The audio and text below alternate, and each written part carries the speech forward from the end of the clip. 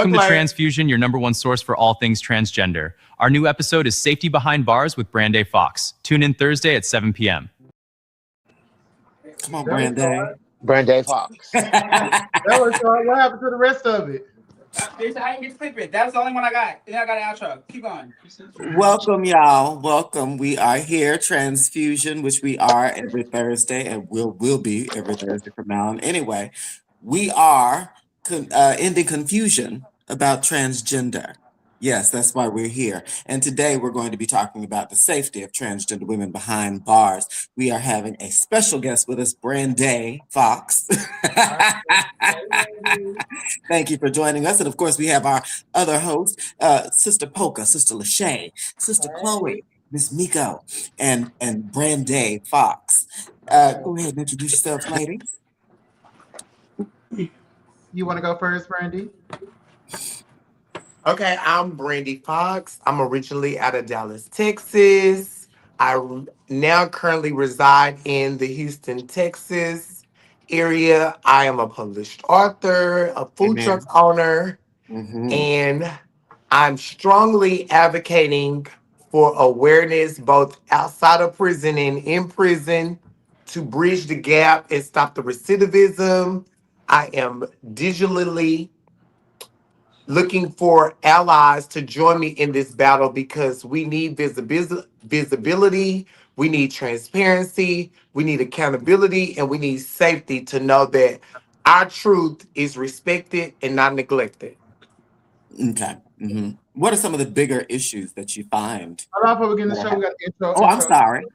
I didn't jump in the questions. I'm an ally. Okay. Come on. Okay, we're doing introductions. Well, as y'all know, I'm Lachey Weeks. I am a proud trans advocate. I have been all my life, just going through all the experience of being trans, makes you want to definitely speak up for, what we've been through. I am the co-founder and co-owner of a Black-owned day spa here in Dallas called Love Thyself Day Spa. We're all about wellness and giving back to yourself, which is the name Love Thyself. And I'm just really glad to be here and be a part of the show with all my sisters. Amen. Y'all know I'm Polka from Dallas, Texas. I am the co-founder and the CEO of House of Rebirth. I am the founder of the Transparency Program for Better Prosperity. I do advocacy work publicly, locally, and also nationally.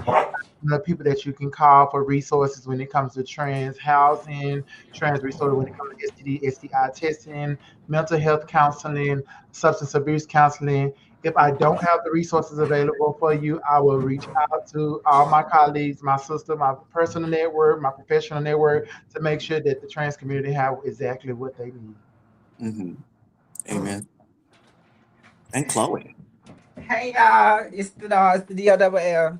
The Dallas Dog. I'm a verified service provider of the bunch. No, I'm I'm here in the mix, ready to get this shit juking or whatever. How y'all doing today? I'm trying to get myself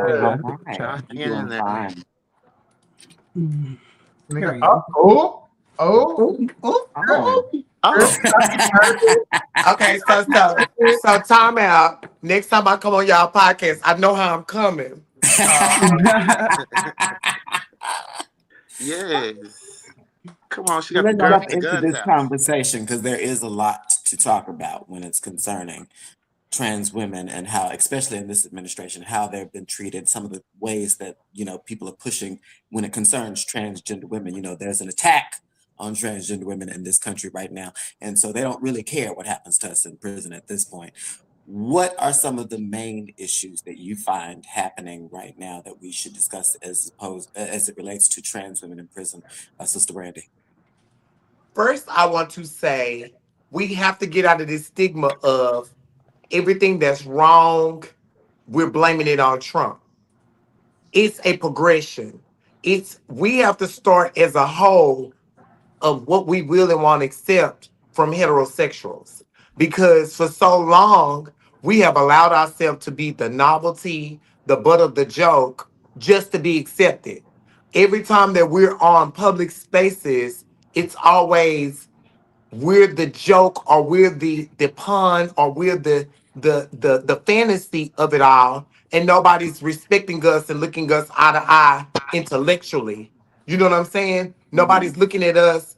They're behind the scenes getting our style tips. They're behind the scenes getting our knowledge, but then in public, we don't get no acknowledgement. We're just the gay friend. You know what I'm saying? And they're quick to mispronounce our names. It's not with the administration, it's us as a culture of what we're allowing people to do to us.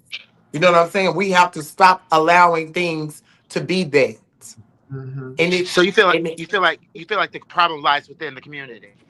yes, because we allow so much stuff. 90% of the trends that I know, we suffer from low self-esteem because we're ostracized out the gate.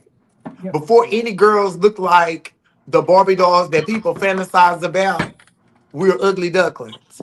And with that you be getting terrorized, you get ostracized, you get made fun of, and that triggers your mind. You get rejection before you even get accepted. You get family rejection, you get job rejection, community rejection, relationship rejection. You know what I'm saying? So we condition our mind that we have to take whatever it is that people put out just to get a little bit of acceptance, just to have a little conversation. You know what I'm saying? So And Yeah, we but have to realize that, bitch, we are enough. so let me challenge you to that, Brandy, because I hear you say it's the culture and stuff, but I also want you to think about the systems. A lot of times we wasn't being seen and being able to be visible until we start showing our ass, until we started Which one? You finna outing go? these niggas and stuff like Huh? that. We didn't really have Okay. Let me access know. to a lot of the things that society, like society norms, had access to. We had to show our ass or go on a Jerry Springer and stuff and be a laughing Hold matter. on, And you trying to throw a dick at me? You left for me? I mean, Am I kind the of only like one what that been on Jerry Springer? you do, but you ain't never been on Jerry Springer. You've been on Chasing Dallas. I've been on Jerry Oh, Springer twice. So But same. what I'm saying is we have to start it from the beginning.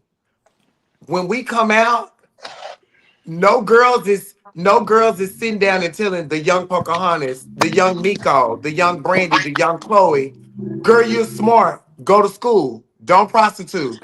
Girl, you're smart, go to school, don't write checks, don't boost. You feel what I'm saying?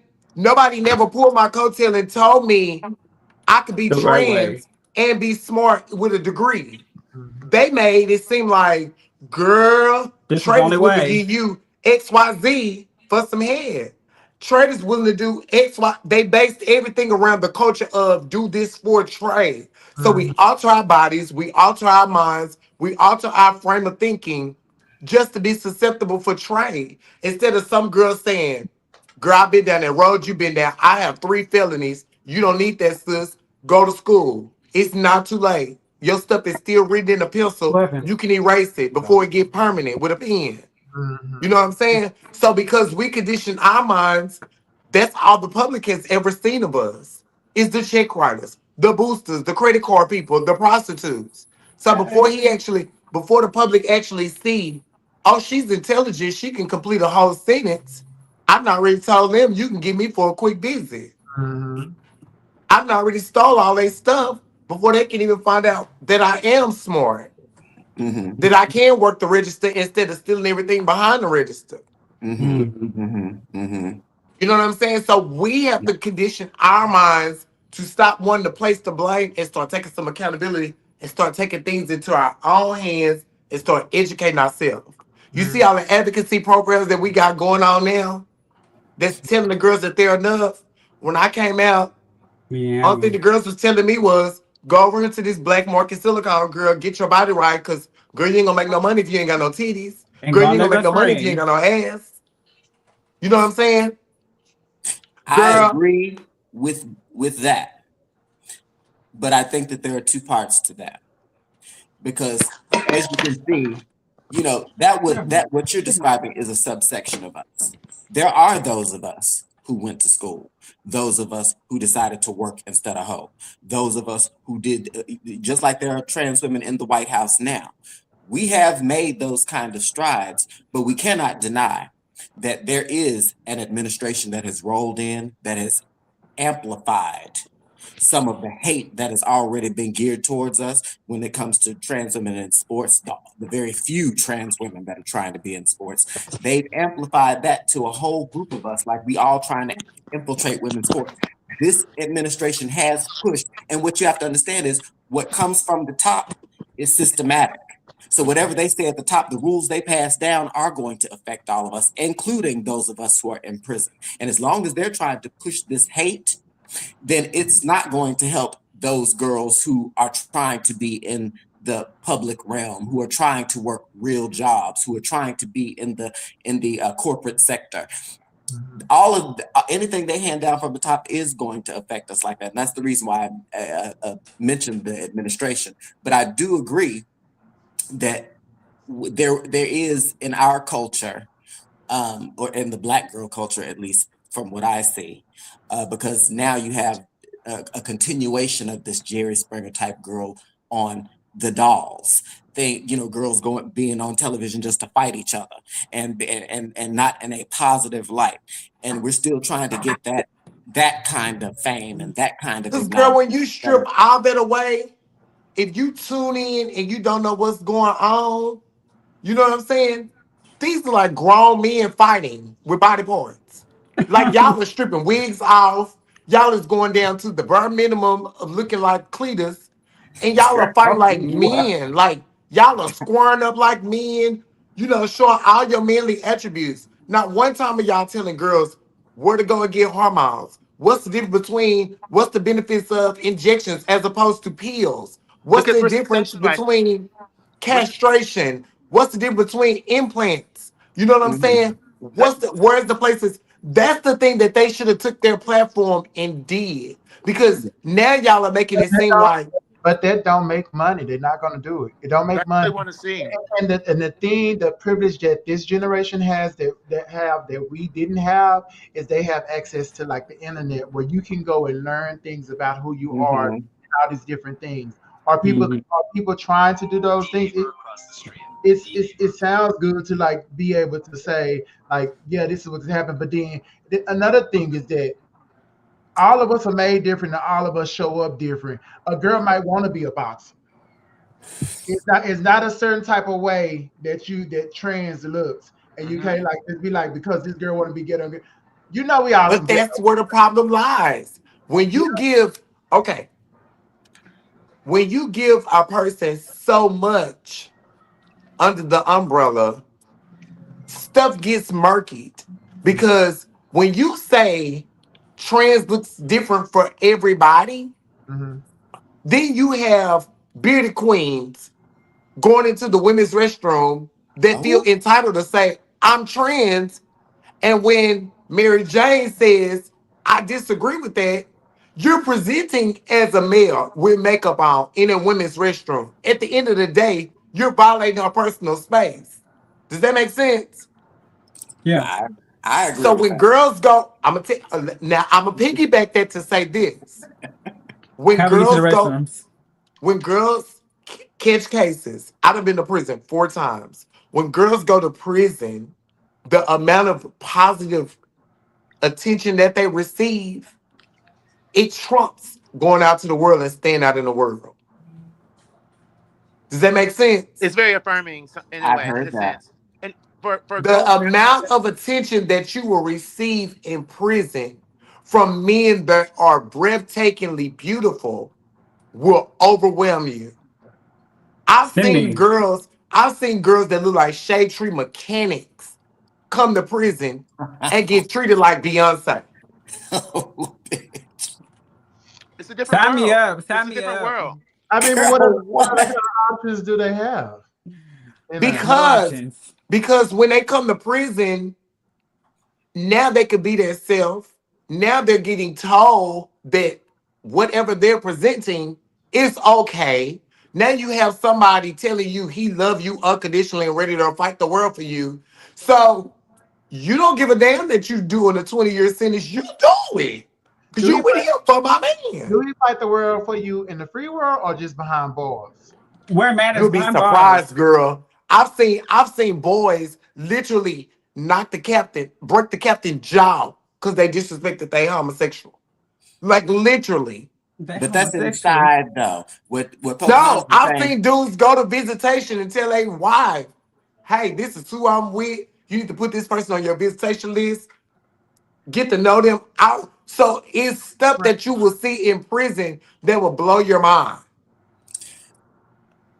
But let me pose this question, because I think what Pocahontas is saying, yes, if a nigga know he got a life sentence or a 20-year sentence and he finna be here for a while, of course, 5 years, I've seen 2 niggas years, pull out bitch. for 2-year sentences. Hello. Yes, come on. but then they get out and still in the world. Now that they have access to the world. One thing you will find out is you cannot fight attraction. It's 2026. That's true. So if a man is standing across the room, if he in a crowded club, if he at the church, if he in prison with a life sentence or 60 days, if he's attracted to you physically, that's a mental fuck that he finna have to work out in his head. But you can't get past that fact that he was attracted to you initially. Now the attraction ain't the T. But the thing It's the is, respect, it's the respect that comes along with it. That's the It's T. what we allow. Because we, for so long, we've been okay with Trey calling us at 11 o'clock, saying, I'm finna pull up, what's up? Who all over there? You know, we accept all that because we turning and Trey coming over and getting our You shit. still be feeling like you be turning it, girl. Stop shaking your head. Ooh, my trade is all of them are very well trained and very respectful. They have certain cue times that they can come. Girl, we've all had our days. We've all had our days where we was the midnight mistress. All of us. Yeah. Because before Trey was saying yes in the daytime, he was saying grease it up at night. And we was okay with that. Also, that goes along with maturing and understanding your worth and growing into the woman that you are. Once you get to the woman that you are, you stop accepting certain things. Oh, okay. You have to refresh it. You have to refresh it. Refresh, Randy. Tell her to refresh. I need to refresh. Go down and come back up. Go down and come back up. I can't hear. Refresh. Go down and come back up. Can you hear me now? I can hear now. Okay. Tell her to refresh it. Can you hear me? I can't hear Miko. You have to go down. Yeah, I can't hear Miko.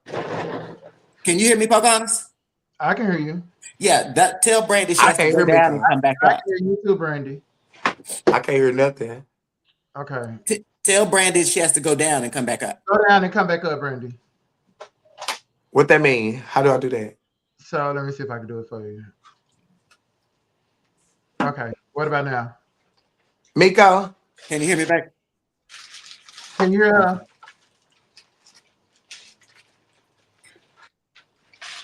Can you hear me now? What is happening? Do she have to go out and come back, or she has to? Everybody's frozen. I can hear you, Miko. I can hear Shay. Chloe, let me hear you. You have to hit the refresh button. Hit refresh. Me? Now everybody's frozen. Where do I do that? Okay, so close it out and then re-click the link again. Yeah. Can y'all hear me? I can't hear you no more. Fuck. Okay, everybody close out and come back in except for Poker. Okay, just in and out. I can hear you, Shay. Let's see. Oh, girl. Let's. It's that ghetto shit I be telling you about. Can you hear me? I can't do it. It's not working. It's Poker. It's Poker's problem. I'm I can hear Pocahontas. I can hear all y'all. Technical errors. Can you hear me? The host can see. I can hear Miko. And then maybe we'll come back to it. But then again, I am also on the desktop. Can you hear? Y'all can't hear me? You can't hear Miko neither? No. I can hear both of y'all. Oh, what's happening? Okay, say something now. I can hear you. I still can hear you. I can hear both of y'all. But you can't hear Miko? No, ma'am. I'm gonna try and refresh again. She refreshing, but I can hear her. Chloe, can you? Hear me? Can I hear you, Chloe? You can't hear Chloe neither? No. Girl, that's cool. Had this ever happened? Girl, it happens all the time. I don't know why Chloe got us on this damn thing. It's Chloe's fault. She the problem. It's not me. It's Lachey. Chloe the Because problem. once Lachey clicked out, it fucked it up for everybody. Can you hear? Can y'all hear me? Yeah, I can hear you. Okay, here we go. We good. Okay. Don't nobody else leave. Don't let nobody else up. God damn. This is the Okay, now what you were saying, Miko? No, I was saying that what you were talking about the self-esteem earlier and how we all start off with something. I think that those midnight being the grease thing at midnight, all that comes along with maturity and understanding your worth as a woman as you get older. Because as we get older, we stop accepting that. That's why you have this whole movement against DL men, and girls, stop fucking with DL men if you don't like them. And so we have this whole movement. But I think that that's something that comes with maturity and understanding who you are to begin with, But and see, now you have to accept. you have girls like Pocahontas. You have other girls that are actively in relationships that's showing girls, yeah, Trey will do that. Right. You know what I'm saying? Because when we came out, Poca and Miko, y'all know for a fact. I'm in a relationship behind the closed doors. In the public, I'm single. She ain't got no man. No, but I'm saying when we came out, the girls, when you seen a girl with Trey, living with Trey, that was like, girl, she was like the girl. Mm-hmm. Because he finna call me I had next. examples of that did He that. finna call me next. You remember when we used to go to the Champion Lounge? The first one I was exposed to was Miss Tanya and her and old boy that used to be together in a series. You know what I'm saying? Jody always kept her husband. And Jody, right. And Shakim kept too. And Kim kept it. Yeah, she did. How she always keep a man? They say my sister got good pussy. I don't know. What? You know what? Your Honor, strike that from the record for irrelevancy. I may be thinking nothing different. I don't know what this hoe be doing.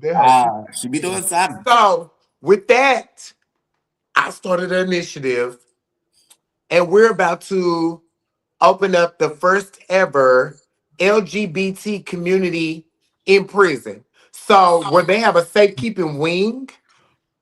If you've ever been to prison, they have these pods that's called the God Pod. It's a religious-based program, and you have to be some form of religion to get in it. But they get all the perks. They get coffee. They get free world TVs. They can paint their dorm the way they want to. They got outside volunteers that come in and do stuff religious-based. Same thing with the veterans. For people that's been in any type of military, they does the same thing for them, right? Mm-hmm. So what we're about to start is the first LGBT community based program where when they come in, they'll be on safekeeping, but they'll have outside people like Pocahontas is signed up. She's going to come down. The Mahogany Project, Impulse, where we're teaching them how to be comfortable in their skin and navigate being in prison, and how organizations like Pocahontas and other organizations will welcome them and show them, hey, you don't have to be recidivism. You don't have to reoffend because you don't know how to figure it out. Because when a lot of people, when they go to prison, because of their case, stuff gets exposed. Their homosexuality gets exposed. So now they have a new normal. Some people fall in love in prison. Now they have a new normal. And when they get out, the keys that was fitting doors when they went in are now locked. You know what I'm saying? And so when you get out, not only are you having to deal with homelessness, not only are you having to deal with being an ex con, now you're having to deal with being a homosexual openly in the United States. Yeah, I need somebody like a Pocahontas. I could call it, just be like, girl, what do I need to do? First, you need to do X, Y, Z, and keep them level-headed. Because the first thing a person would think to do when they get desperate is reoffend. Amen. Right. That's true. And they'll find their old people that they was hanging around with and say, girl, I tried that shit. Fuck that shit. I ain't doing this. Give me a checkbook. Or girl, give me a credit card. Or girl, let's go boost. Or girl, Mister, give me some money so I can post me an ad. Put all of that. Yeah. When Pocahontas can show they them, want the training starter pack. They want the starter pack when you get fresh out of jail. Oh, I hate it.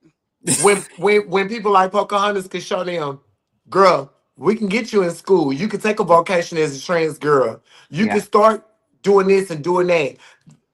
Waffle House will hire you. McDonald's will hire you. We want that to be all inclusive to where when they get ready to get out, they are so confident that they can face the world, that they're gonna be good. Right. Yeah. Another thing, another facet to it is people don't know this, but a lot of people get raped in prison Mm-hmm. while Yeah. being incarcerated. You know Yeah. what I'm saying? You come on the tank because a lot of men in prison have that mind frame because you're gay, you've got to be ready for sex. You know what I'm saying? Yeah. So over time, these people are trauma based. They've been dealing with child molestation that they've been bottling up. You know what I'm saying? Some Yeah. people are forced homosexuals because they got so used to being fucked and molested growing up. They think that's the norm. Yeah. Mm-hmm. They So start to they get, bottle it up. They bottle it up. They bottle it up. We want to provide that avenue where you can come to the Chloe. Chloe come in. Chloe could talk to them. They might see something in Chloe that resonates with them, or something in Miko that resonates with them, and they can talk. Chloe can pull them off to the side. They might want to share their story with Chloe. They might want to be able to say, Chloe is an ally that I have when I get out. She going through the same transition I want to go through. I'm You Mm-hmm. know what I'm ally. saying? To look out and see somebody that look like you and know that they're making it, it Mm-hmm. could be okay. Right. mm-hmm.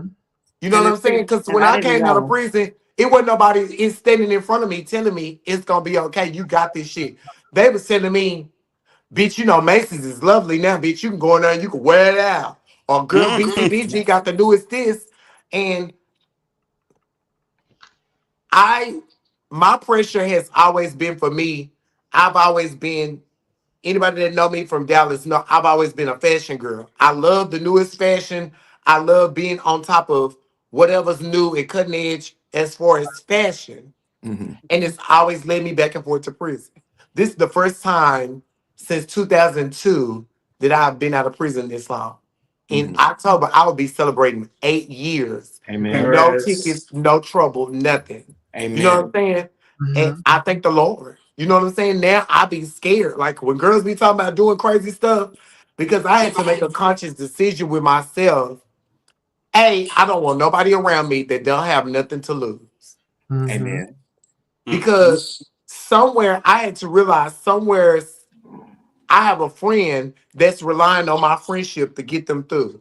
Mm-hmm. So somewhere Pocahontas is responsible for somebody being just a little bit okay. You know what I'm saying? Whether it's the text, whether it's the reads, whether it's to come and take me to get something to eat, whatever it is, Pocahontas' friendship is detrimental to them. So Mm-hmm. I can't let nobody come in and that's reckless, that don't have nothing to lose, jeopardize what I got going on. Now I can't be the friend to Pocahontas that she known me to be. Because Mm-hmm. now I'm over here fighting bonds and fighting cases when I don't Mm-hmm. have to.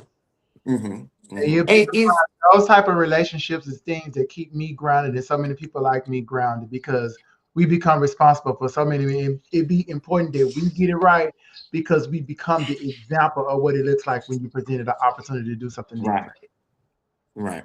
and it feels good when people can rely on you being out. Ain't nobody gossiping about you going back to jail. People telling you how proud they are of you. Girl, that warms my heart when people tell me, girl, I'm proud of you, you doing your thing. You know what I'm saying? With everything, you're going to get your failures, but I'm free. Right. Amen. Amen. You know what I'm saying?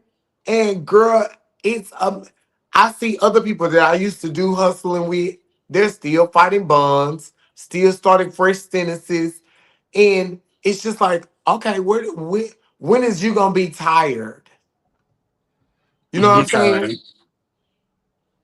Then we got to understand people might just be okay with going to jail. Sometimes Because they jail, make it so comfortable. you know They what? make it so comfortable. I done heard a lot of people say, I get out and this where some of my sisters, they don't tell me that they go back and forth into jail and stuff. That's the only place they feel safe. They come out and visit to catch up with the girls and have a little kiki and everything, but they go back to jail because that's a place where they feel safe and where they find love. That's institutionalized. They know what jail is. They know how it It works. don't necessarily be. It don't even. And Miko, I'm gonna take it a step further. It don't even be the institutionalization of it all. It be the comfort of acceptance, because you get more acceptance in there. Believe it or not, I'm talking about from staff on down. Get down. Staff will Get call down. you girl. Staff Get will down. call you Get down. she and her and your girl name, and they will respect you like real women in prison. You know what I'm saying? So, girl, it's I'm telling you, where we was coming out of here and you was meeting Trey to have 3 and 4 baby mamas, he living with a bitch, and you can only get the dick every Monday, Tuesday, Monday, Wednesday, and Saturdays when he available. If he ain't on family time, you go in prison and Trey is telling you, baby, you got 24/7. all of me. 24/7, good, 24/7. bad, and indifferent. You ain't going nowhere, baby. Baby, I got 10 suits. You can have 9 of them. I'm going to go hustle with this one And suit a honey and make bun. some more for us. Girl, that overwhelms you. I'm gonna make a spread tonight, baby. But Yeah, but but that's a, you don't get the perks of being in the free world to a movie night where you But get to go what? But shopping. when girls is in there and they There's in movie that type nights. of trance, when you in that type of trance, what is there to go? what, Brandon? What you got? Burn the record up. You see her? No, It's no. like, Her phone probably died. Oh, okay. But there she go. Miss Brandy girl, don't where she go? Here she goes. It's finna start glitching. We back into the ghetto. Yeah, now Miss Brandy girl, don't get up in her being a new businesswoman and become not a new businesswoman, but a businesswoman with this Motorola girl. No, somebody was calling me. Somebody was calling me. Oh. But girl, it's like that will overwhelm you. You leave Trey the next day. He come to Chow or wherever y'all meet up at, and he got your name all right here. I got a name nigga tatted one day while I was in jail on my hands, bitch. No shade. One day. One Okay. day, bitch. But that goes along with our desperation for trade. I wasn't desperate. If your transition is I was based in on love. Not even trade, then just I can trade, completely understand that. just acceptance period. I was in But love. here's the thing, though. Even for heterosexual people, even for say those men that are in prison, those straight men that are in prison, it's easier. A lot of them end up going back to prison because it's easier because they're not out here having to fight to pay bills. They're not out here having to, you know what I'm saying, fight and be responsible for themselves.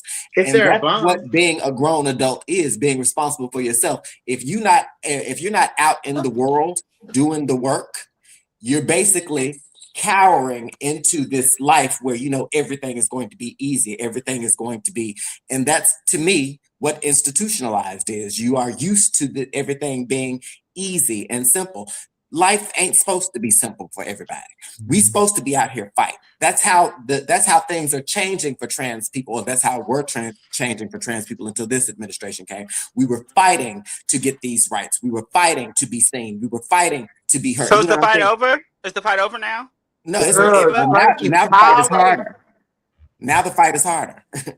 but I will But say, but I will But say, in the job Miko, environment, this I is will say one in the thing job- that I want y'all to understand, and I want all your viewers to understand. Y'all think that it's easy when you come out here to find jobs. No, it's not. So I stopped doing my food truck last August, right? Mm-hmm.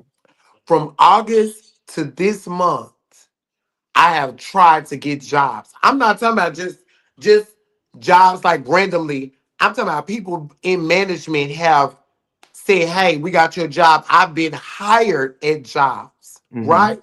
Mm-hmm. I have been denied 17 times because Mm-hmm. of my background and this. Mm-hmm.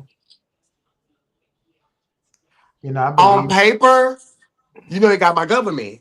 So Mm-hmm. I get the interview, I get have the the same time, problem. all that, get there, They're like, but they use your background to be the reason why they're saying no. mm-hmm. But I be there at job interviews with sex offenders.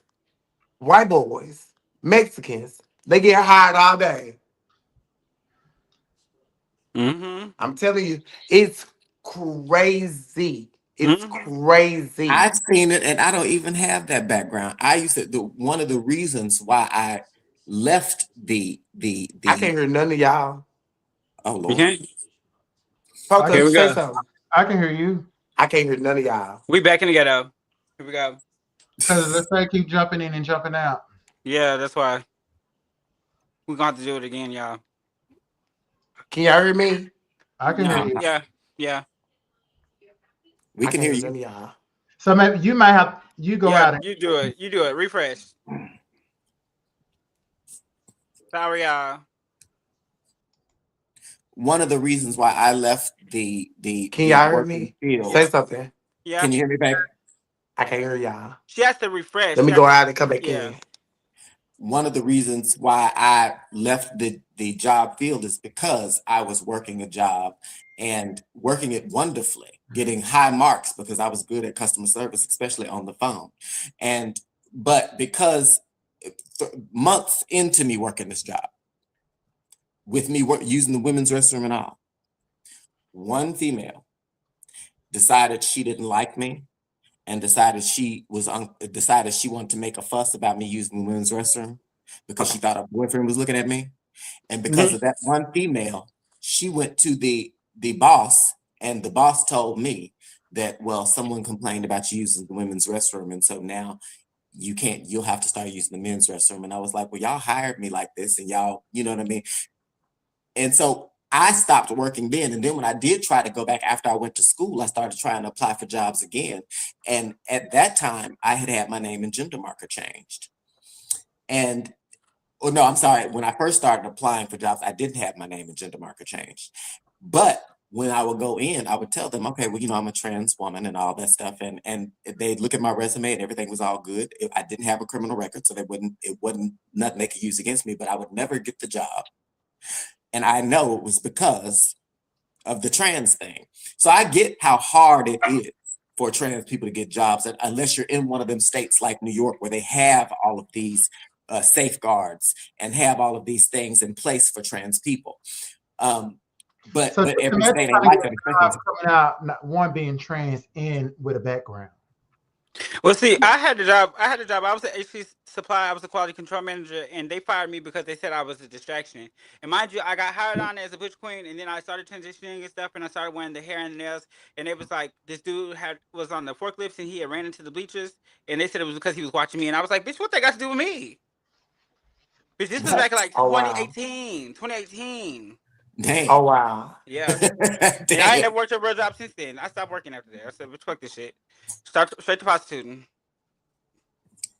So in that, and that's what I mean by it's all systematic, because these are things that are handed down from the top. Even when we're working on ourselves and trying to improve ourselves, we still have to contend with the rest of the world that still looks at us a certain way.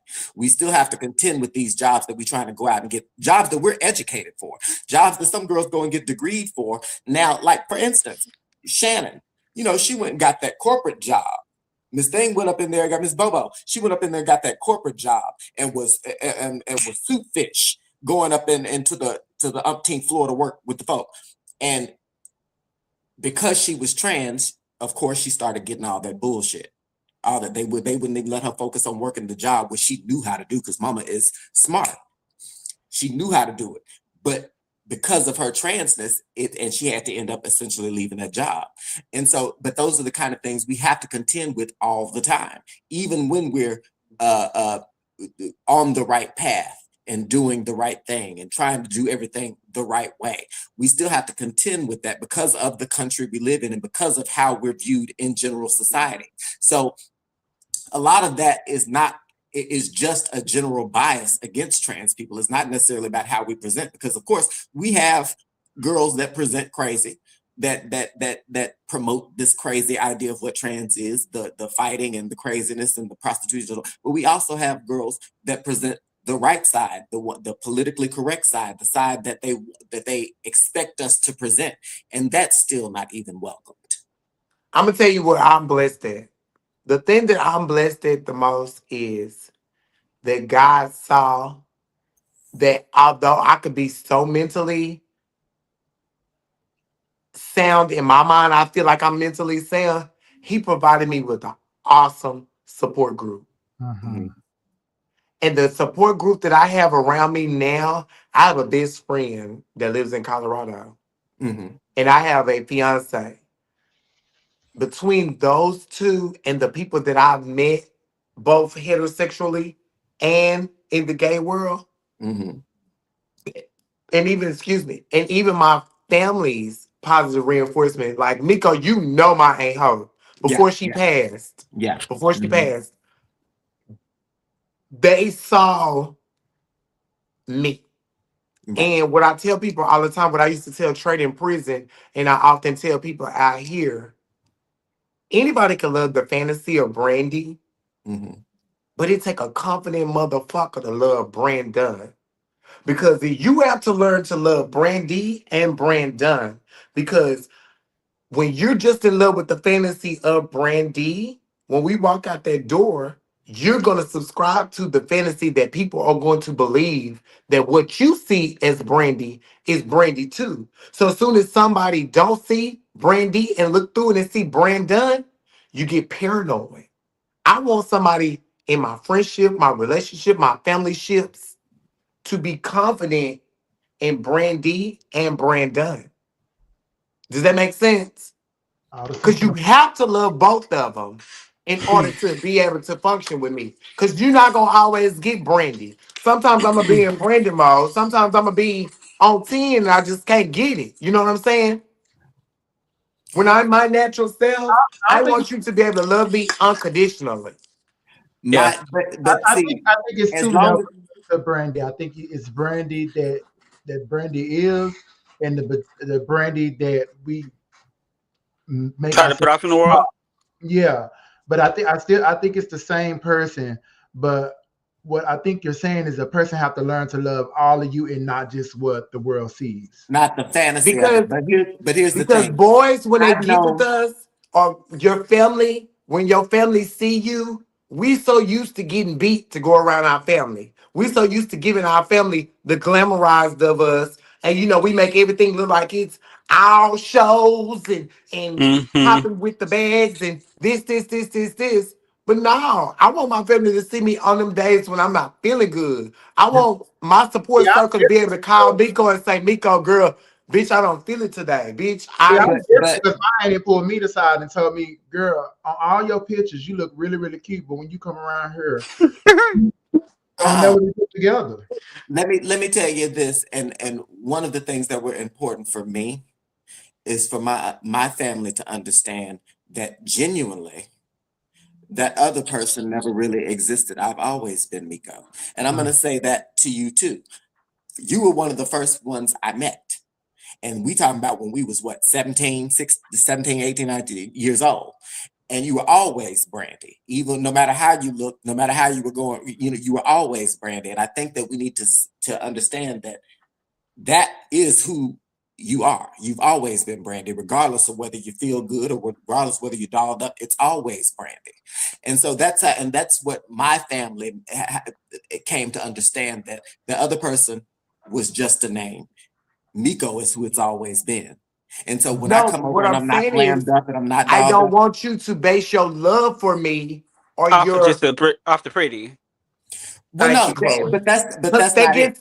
they get so romanticized with the fantasy of, oh, she gonna be beat. Every time she come over, she gonna have the latest hairstyle, she gonna have this on, she gonna have that on. And then on them days when you Hair in a ponytail. Yeah. no But see, lashes, now that's they me looking most of the like, well, time. what's going on? What's wrong with you? Ain't That's nothing on me, bitch. I'm chilling. You that's know what me, I'm saying? but that's me 90% of the time with my do rag on, scarf on, just no makeup on. That's me. But even then, it's always Miko, and that's why I would go around my family in do rags and do it, because I want you to understand that regardless how I show up, Ain't shit I'm changed. Miko. Ain't shit changed. I'm still Miko, and that's what's important to understand, that I'm not a dual personality. I'm not this person sometime and then Miko sometime. I'm always Miko, regardless of And how I see, today. I met my fiance, we met in prison, Uh-huh. right? We was together in prison. I got out. Fast forward when he came home, he found me. And we've been back together ever since 3 years. God bless. Amen. But it is such a blessing between him, my best friends, my aunts, and like my friends of a circle of friends that I have, my core friends. I used to be, I'm gonna tell y'all a story. I used to see Pocahontas and I'd be like, damn, Pocahontas know everybody. She fuck with everybody, but you don't know shit about Pocahontas. Mm-mm. And I was wondering, I'm like, damn. So then as I got older and I started moving certain ways, because I was always so used to getting out of prison, bouncing back on the scene. I gotta be Miss Brandy, everybody know me, boop, bop, bop, bop, bop.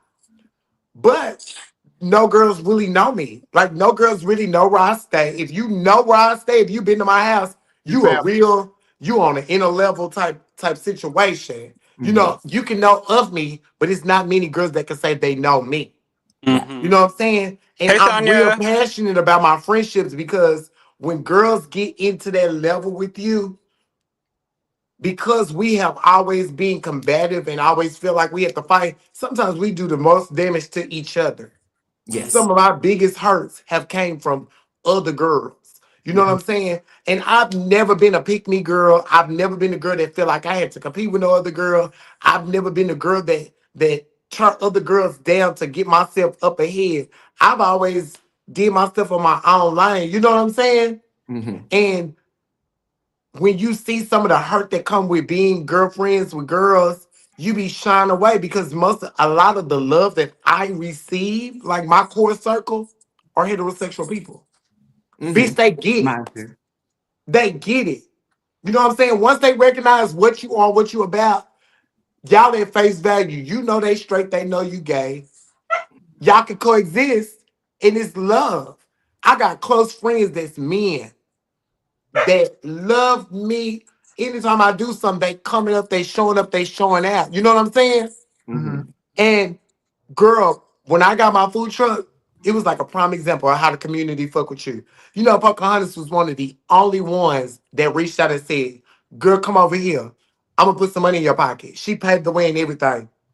Oh, I remember that at the what you call it. The Yeah, field. At the that was me yeah, at the rec day when we at had the the rec field day. Yeah. day. Mm-hmm. Yeah. A lot of girls was under the impression because I'm saying come out and support meant buy a nacho. Bitch, you didn't have to buy a single nacho. My husband made sure I was straight. I Mm-hmm. just wanted the bitch to just show up and be like, girl, what's Right. up, bitch? Keep me company in between slinging a nacho. You know Right. what I'm saying? And I try to advocate being as supportive as I could be. I made sure Whenever you. I hear girls got something going on, I am the type of person I'm gonna show up. If you send me a flyer, if you tell me, because I'm blundfish, I ain't on the internet like that. If you tell me, hey Brandy, I'm doing this, once I hear that your mouth, it becomes sincere to me and I take it seriously. Anybody that know me know I'm a punctual person and I'm sincere. If I tell you I'm gonna do something, I ain't no halfway bitch. I'm all the way fuck with it, or I don't fuck with it at all, and I'm gonna let you know I don't fuck with it and why I don't fuck with it, because I want you to leave me alone. Right. You know what I'm saying? I've Right. never been an in-between girl. And I take my friendships real, real seriously. Like outside of Chloe, everybody on this podcast, I've been knowing y'all 20 plus years. We literally grew up together. Mm-hmm. You know what I'm saying? I remember when I first met Miko, when she was wearing the short blonde Eve hair. You know what I'm saying? And I was so into my transition. Miko used to look at me and be like, girl, I can't see how you do it. I'm just comfortable doing this. But as time progressed, us hanging around, she seen that it ain't as bad as everybody make it out to be. Because we came out in the Jerry Springer, Maury Povich, Yep. Ricky Lake, Jenny Jones, where as soon as you tell Trey, I'm this, here come a chair. Or Trey run across the scene and hit you and all that. Then when we start going down to Champion Lounge and Yeah. Mamas and, you know, breaking the scene up, me and Miko would be in the middle of the daytime. Full beat. We thinking we turning it. But over time, we got our respect. I had Yes, to we do. dust a couple of asses off, Yeah. but we got our respect. Yeah. Yeah. You know what I'm saying? That's true. Those are things that I'll never forget, which leads Yeah. me to me writing my book. Yeah. Me and Miko was actually in 2000, we was involved in a murder trial. Because everybody hypes up, and I'm not discounting Malaysia, because Malaysia is her own person. You know what I'm saying? Mhm. But before there was a Malaysia, it was a way more worthy of cause in Tanisha. Tanisha was the first one that I knew about that was a Right. trans girl gone too soon. Yeah. Mhm. You know what I'm saying? Yeah. Malaysia came way later Yeah. because Tanisha was out when we had Fur Oaks, when the Mm-hmm. girls had to really look like something to actually be able to walk the street. Yeah. Mhm. You know what I'm saying? The Yeah. girls now, all you have to do is just post a couple selfies and say I'm trans, and boys will say, okay. No, back then, you getting chased. You Yeah. getting water gun. You Yeah. getting Trey pulling up and asking you how much, and when you come to the car, they snatching wigs and driving off. But Brandy, y'all, you remember? Hold on. Do you know the y'all first want time water, girl? where I actually met you at? Hmm. Where I seen you at was we was on Park Road, and you just got stabbed, and what's called came out there with the Oh, when I gun. found Rashida. Yes, and what's called came out there with the gun. That's when I first actually got to see who you was, and I was like, oh, but she don't play. I said, oh, she don't play. And that's so outside my character because like she at some point you're like bullying me, like you keep messing with me. Like I don't mess Yes. with you, you don't mess with me. What are you speaking to me for and doing? And so when I got the best of her, girl, she went and got a blade. And when we started out Bitch. round two, I didn't know when we fighting and I'm tagging her again, All you see she's is blood. literally You cutting just see me. blood. All you Yeah, saw was she's blood. literally cutting me. But so when Tanisha That was was the first time I got to meet. I got to see who you was like, cause I had seen you in the clubs or whatever a little bit, but I think you had probably been in and out of jail or whatever, or just not been out there like that. But that was the first time I actually was like, it was like, you know, Brandy. I was like, oh, I just seen her. Yeah. like when we went through the murder trial, the bond that me, Miko, Nicole, Lachey. rest in peace. Lachey, the bond that we formed, because we went through some shit. Do you know we was being having to be I want escorted? to let me bring Shay to this because I wanted to talk because I know this is a conversation that all y'all. This was an experience that all y'all shared together, and I want to make sure we stay on topic with the jail stuff and actually talking about like how this happens with us, especially for us who don't have people in our background and our support system that know how to maneuver through all these different type of situations. Mm-hmm. I want to hear kind of because some of the stuff that y'all went through, I kind of went through with Malaysia, and I turned over, and the route I went was I can't say it was the cause of Malaysia death, but if things would have been done differently, Malaysia probably still would have been here today.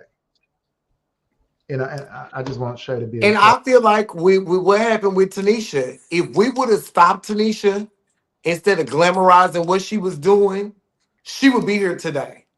If Mm-hmm. you had a if we had a went along with her, because remember you Look, were I'm not invited to even go supposed to. along.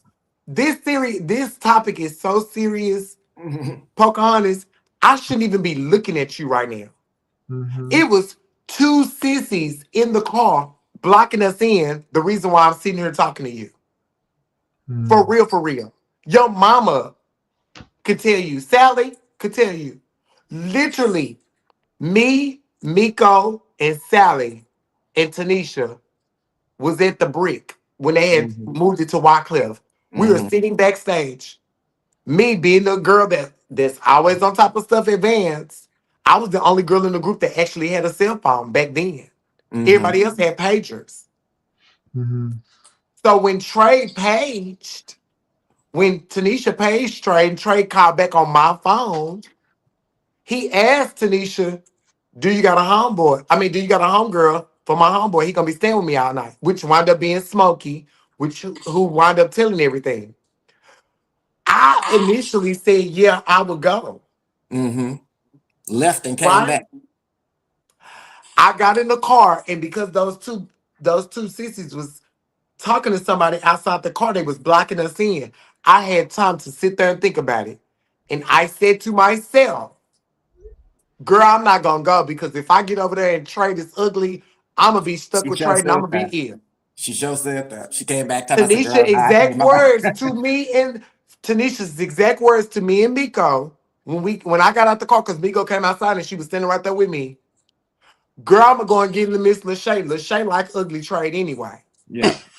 Sure We did. told we told Tanisha right then. We said, Tanisha, Go get Lachey first before you go and get Trey. Yes, we did. She said, girl, I got it. And I never forget it. She turned on Ludacris, opened that sunroof, and she said, girl, what's the worst that can happen? I'm pussy. And she shook her titties at us and she drove off, and that was the last time I seen her. Last time we ever saw her. Because she didn't do what we told her to do. She thought she was that fishy. She went and got the boys first. And then went to Shay. And then by the time they got to Lachey is so used to living in her truth. When she see Trey trying to talk to her, she tell Trey, boy, I ain't even got no pussy. Boom, instantly. Trey was like, oh shit, because he had the gun.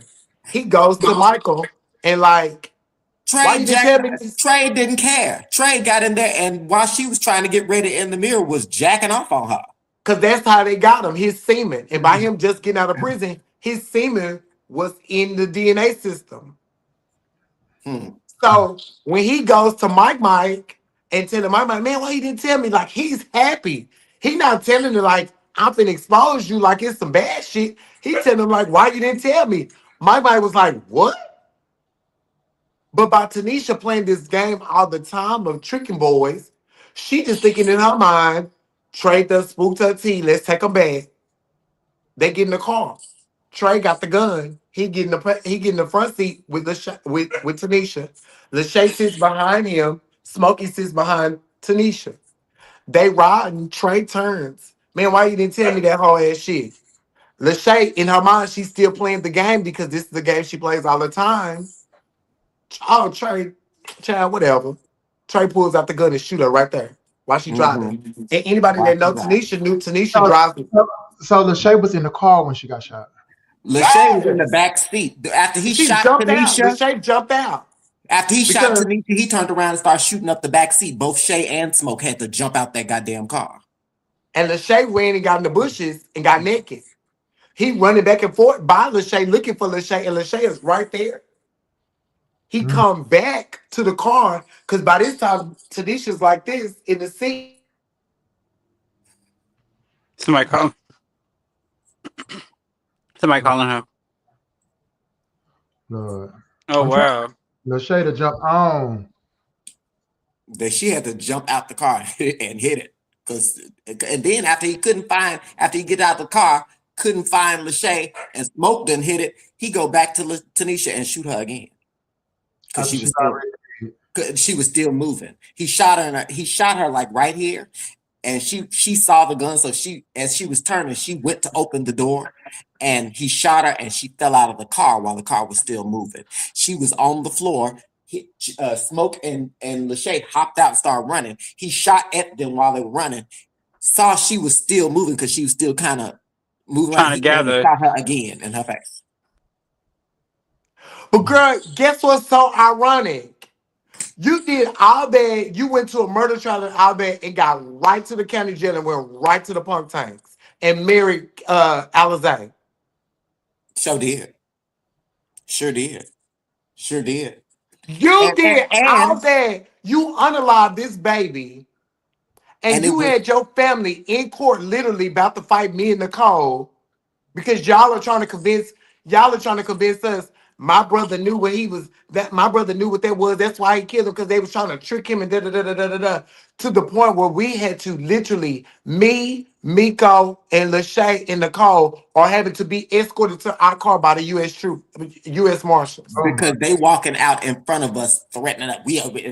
His whole family is walking out of the court in front of us, threatening us, calling us all kinds of names, giving us all this extra shit. Because I was the first one that had to testify and identify that boy, and it had been a month to a couple of years since I had even seen him, and I only saw him for a few seconds.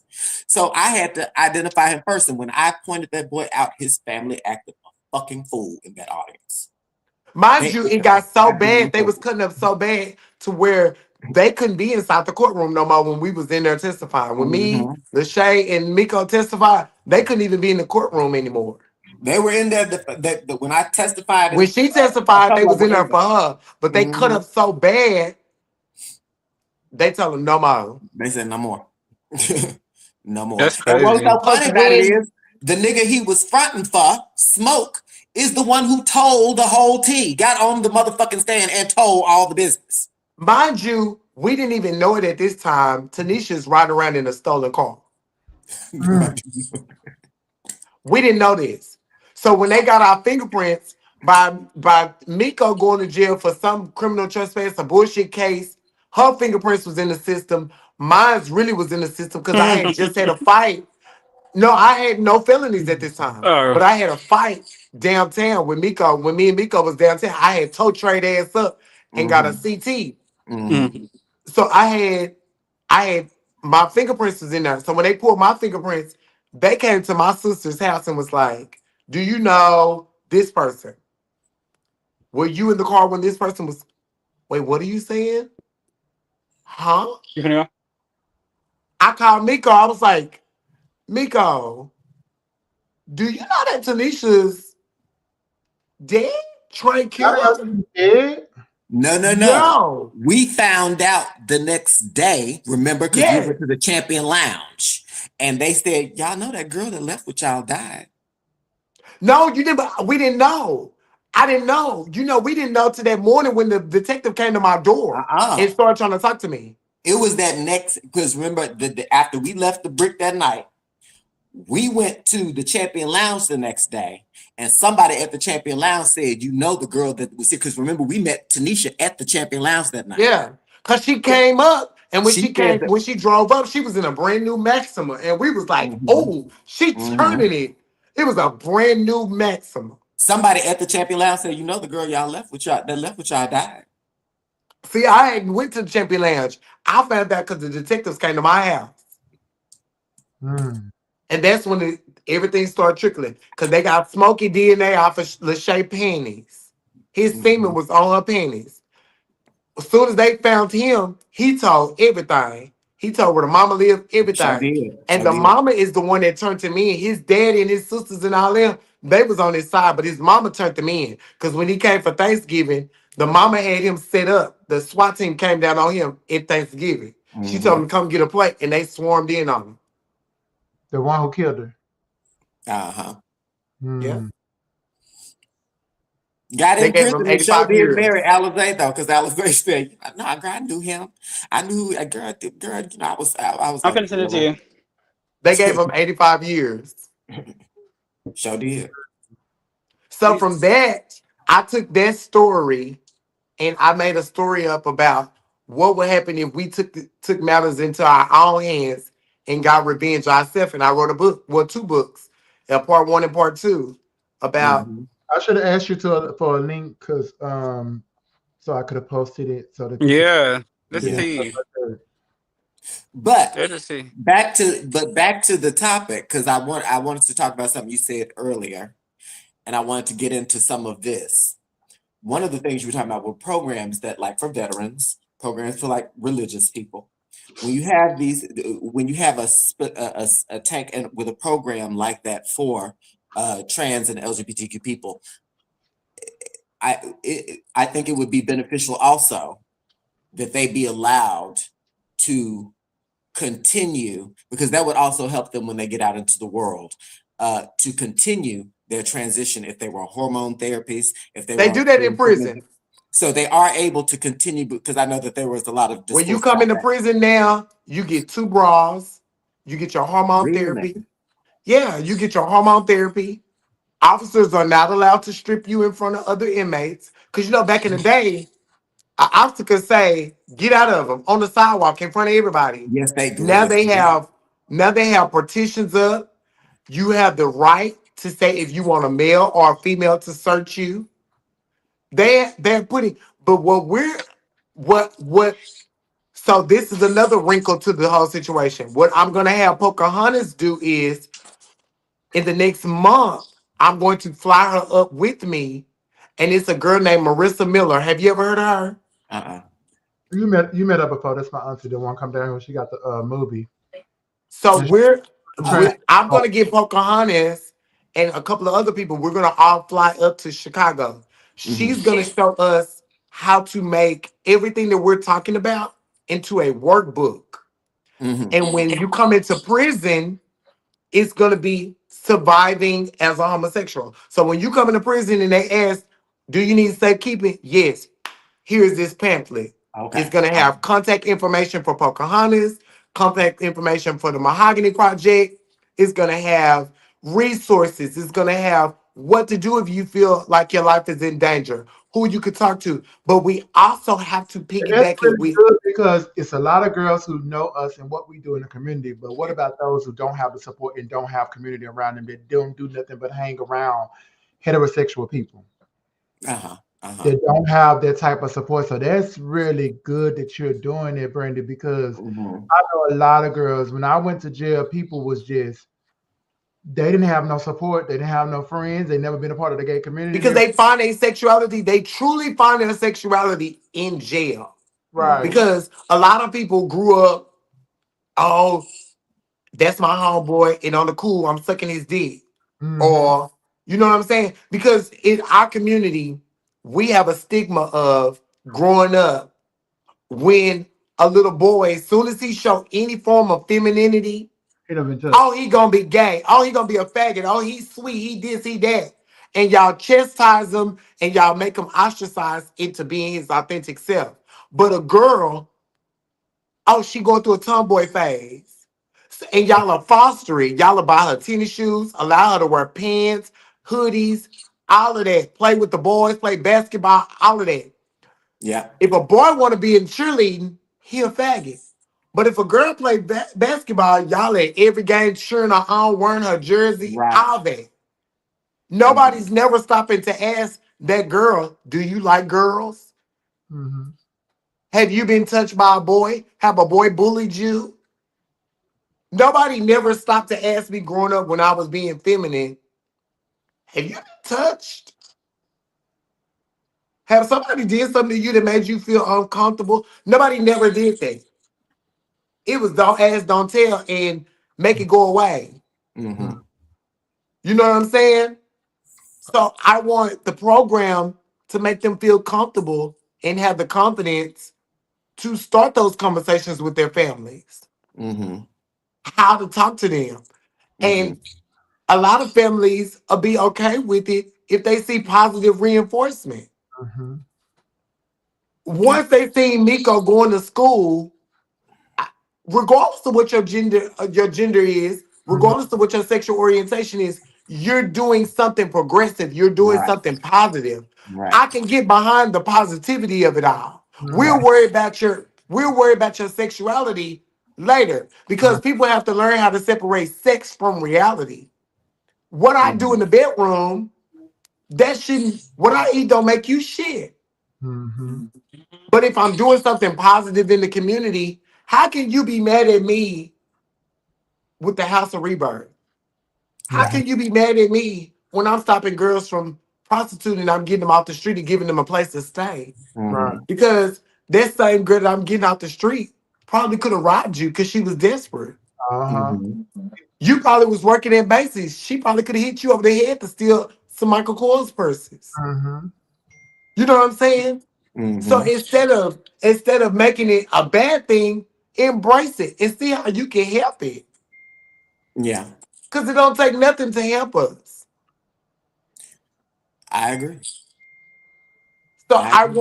I want them to be confident to know, yes, you are in prison, but it's not the end of the world. Because there's so many times I got out Pocahontas, I thought it was the end of the world.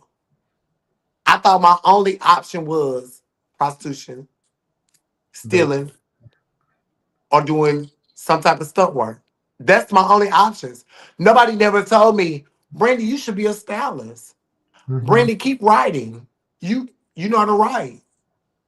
Brandy, go to school and learn your real estate. Nobody never said that. Right. And then coming out, not having the support of your family, not having supportive friends. That's even worse because then you stuck getting back into that because you don't have nobody can say, "You sister, just stay on my couch and figure it out." Till you Yeah. get to be at a place. You And have that to was my ain't hope. come That back. was my ain't hope. Miko meant my ain't hope. That was I Loretta don't for give a me. damn what I do. My ain't hope was riding for me. That Yes, was she, Loretta for me. yes, she was.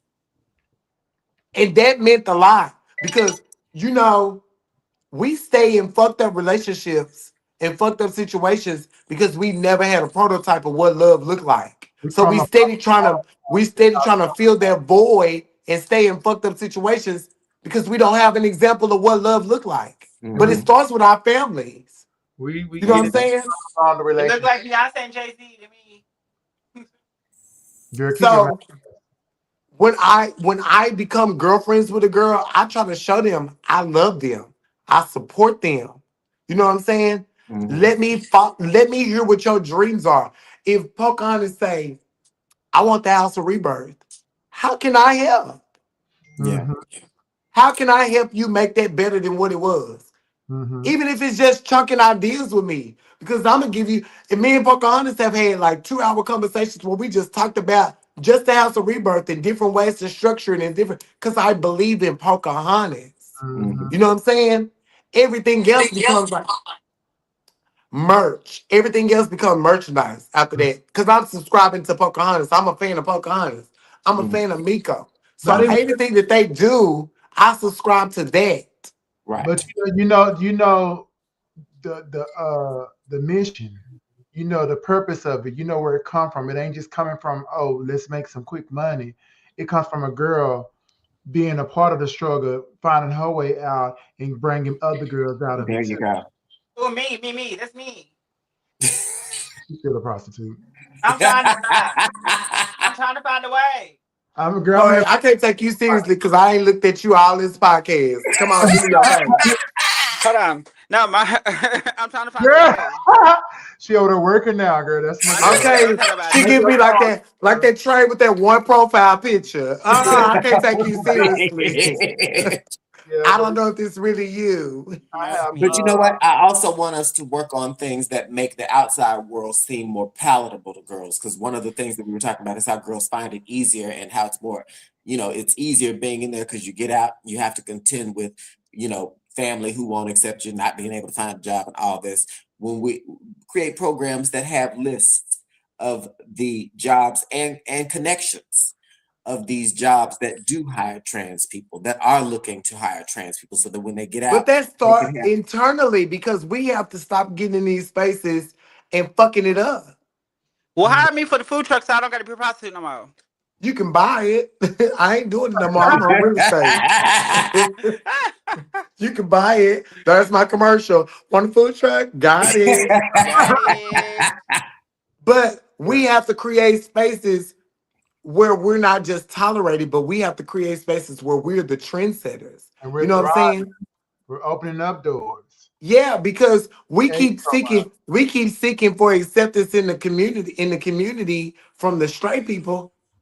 Bitch, we need to be like the Jews. Bitch, we need to be like the Mexicans. Bitch, we need to do it within. You see Mexicans, bitch, they be 20 deep in a one bedroom, and then you look up a year later, bitch, they own the whole block. Everybody got brand new trucks. And we still got some growing pains to get over too, because it's so hard. When I started House of Rebirth, I wanted nothing but Tramiko will tell you and Shell tell you, I wanted nothing but black trans women working and doing everything. But because as a community, we become so jealous of a person. Why her, not me? It was so traumatizing. I have lost strong friendships and everything. It was like a battle, and it was some people I thought I really had close bonds with. It became like issues Because bitch, we be stuck in this crowd syndrome where we don't want to see one get out the bucket. So we gonna pull her back down. Like it's nothing for me to say, Miko, you're beautiful, and want the best for you. Right. It's always gotta come with a but, a and, a comma. You know what I'm saying? Bitch, Miko, you cute, but girl, I turned it better.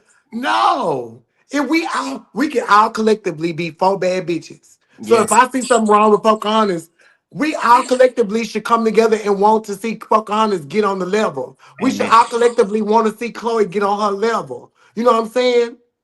And then we band up. all of us eat. All of us eat. No matter when one of us win, Bitch, all of us win. it's life is a buffet. Hello. You know what Yeah. I'm saying? We all got enough. It's enough at the table where we can all eat and everybody get full. I I ain't agree. gotta steal none of Chloe portions. Exactly. Cause what's for Chloe is I'm a for Chloe. I'm a vegetarian now. No, I'm just Girl, playing. shut up. No, I should. As your sister, I should want to push the plate down there to you. No, no, Girl, no. I get get it. full. I Girl, get get it. full, Miko. Yeah, Girl, Miko, I heard about this over here. Let's go get this. right. Hey, Poker. I heard they handing out clothes. This could help the girls at the House of Rebirth. Or girl, let's do a toy drive. Or hey, let's band together. Let's use your food truck to do job training for girls coming out of prison. Yeah. No Yeah. shade. That's what we need. That That's is the program we need. A job training, something that we can prepare girls to go on out into the world and feel like they can go out into the world as the That's women. the hardest transition. Is transition over from getting quick money to doing that, to like to wanting to go back into 9 to 5, to slowing it down. That's the hardest part. Yeah, it is. It's a hard transition, but it's a But you have to be transition But that girl, you have to make. the Yeah, But it's girls, possible. it's It's people that possible. really want to the do something. girls, let me tell you something about sex working. The girls glamorized sex work when I first came out. Every girl wanted to make it seem like she was making her quota. She was making this every trip.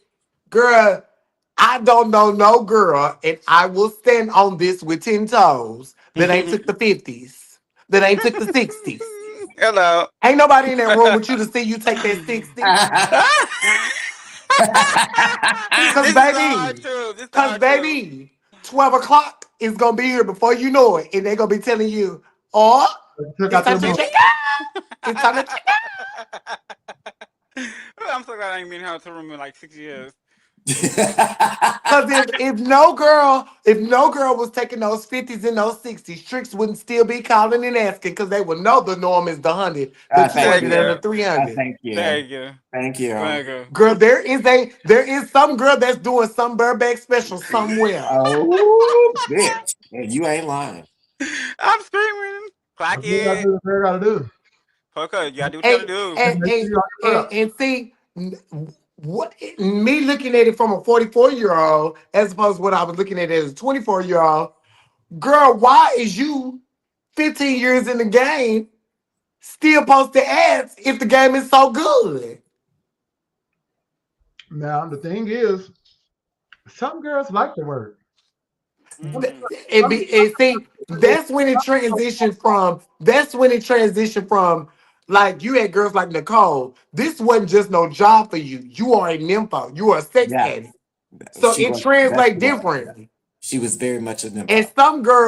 some girls do sex work because regular work ain't working for them as far as they don't get boys on a normal basis. So the attention that they get from the sex working is good for them. Or they get sex work because it's just a job they want to do. Survival sex Or working. Some they do girls sex, like it. or I they know do. some girls. We all know collectively love it. There are some girls who do sex work for the convenience of it. When I say convenience of it, it means number one, you're your own boss. You're not clocking into these people who don't like you. You don't have to be around these people who have control over your life, who really don't like the fact that you're trans. You can just not have to deal with that level of shit. Kind of, but you still have to. They still control if they're gonna pay you or if they're showing up when they show up and stuff. So you still have a boss. I mean, you still have to, but you're still your own boss at that point, though. But are you? Because you don't control your schedule. You losing sleep because you got to be up for them times. You got to wait for a trick to call. So you really ain't in control. Kind of. I mean, Cause I'm telling you, the time consumption that it takes to, I ain't got the bandwidth. Like they was like, girl, do OnlyFans. Girl, them OnlyFans clients was calling me and telling me, oh, you ain't got enough pictures, bitch. I know you motherfucking lie, bitch. I got 100 pictures.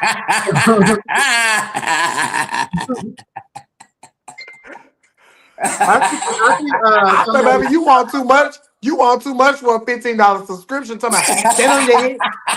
Stand on your head and put your pinky in the air. I ain't doing all that, baby. But I don't need your 15, baby. You good. No. All right. Put your big toe in the camera and then make it turn to the left and then wink at me. Oh my God. They don't be giving all that. I know. Girl, those people are, girl, you'll be surprised. You'll see something that come in there and look like Norbit, and then to ask you some crazy shit. You eat ass.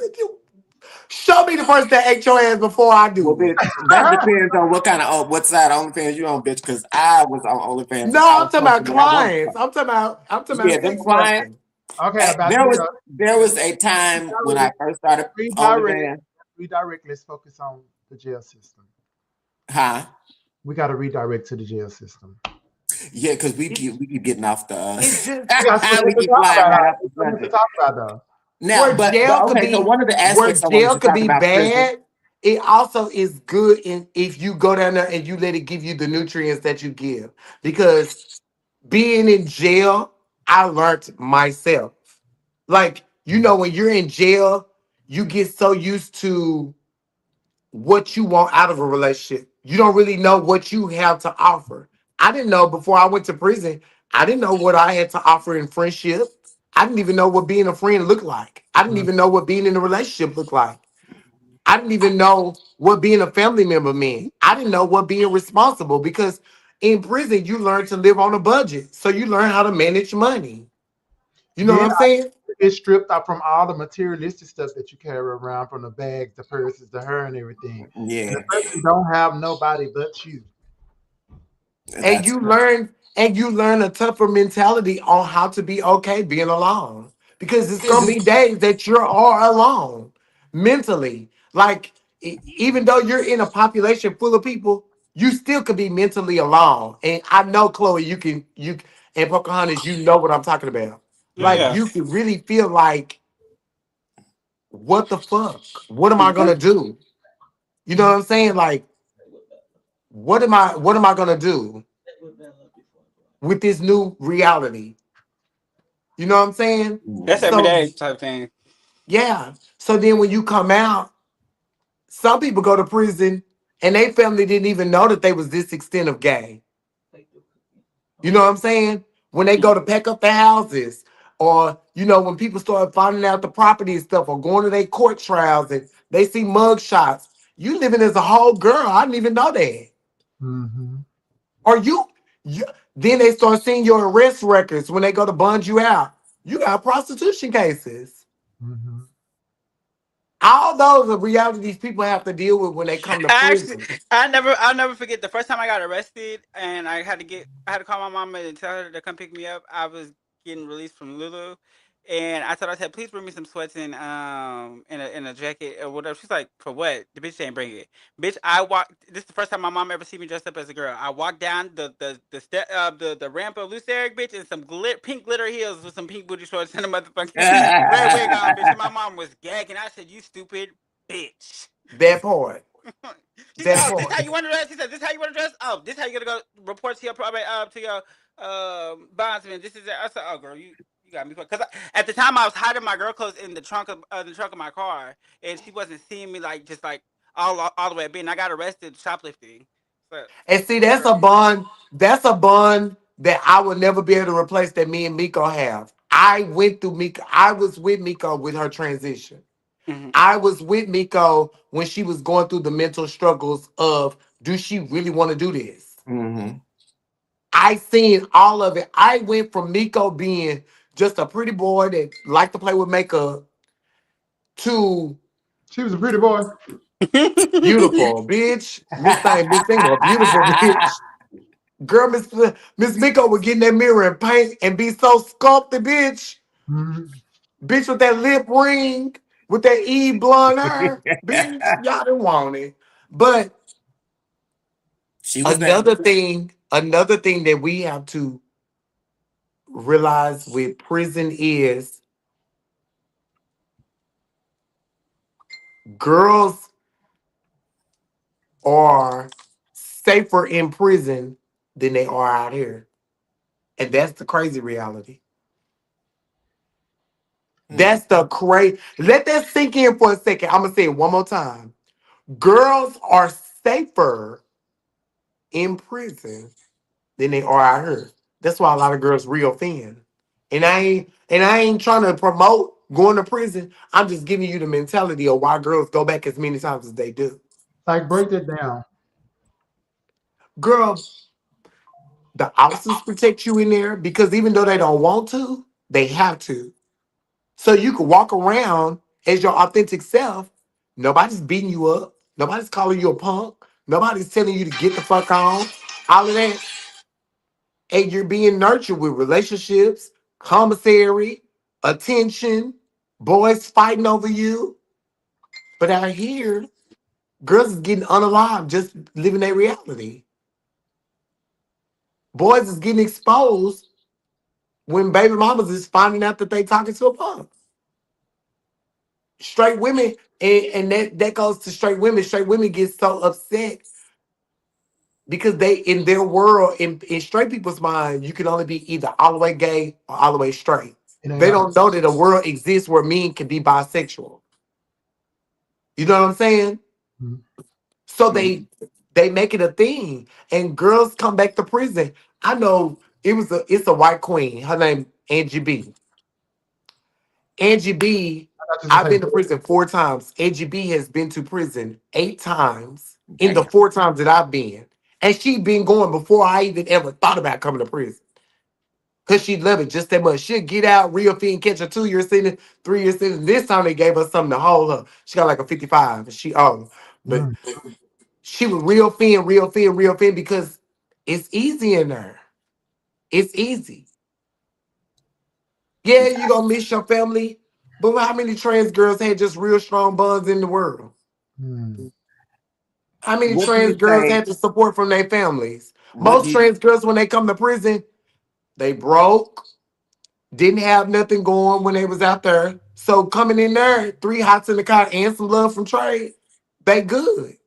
They don't be What? hearing from their families like that. A lot of the trans girls that What I do you know. say to those who are only girls in prison?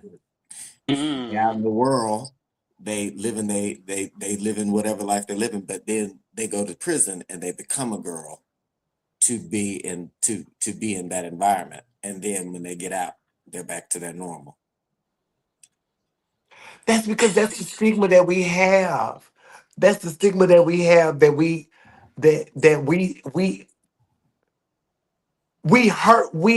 hurt ourselves by trying to be so inclusive because we want everybody to be respected for who they think they are, right?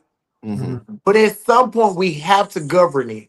Like when I came out, girl, we was dying to be able to say we was 24/7 daytime Mm-hmm. finish. Mm-hmm. Mhm. Mm-hmm. And that was something you earned. You didn't just wake up in the morning, put a wig on, shake it, and say, girl, I'm 24/7.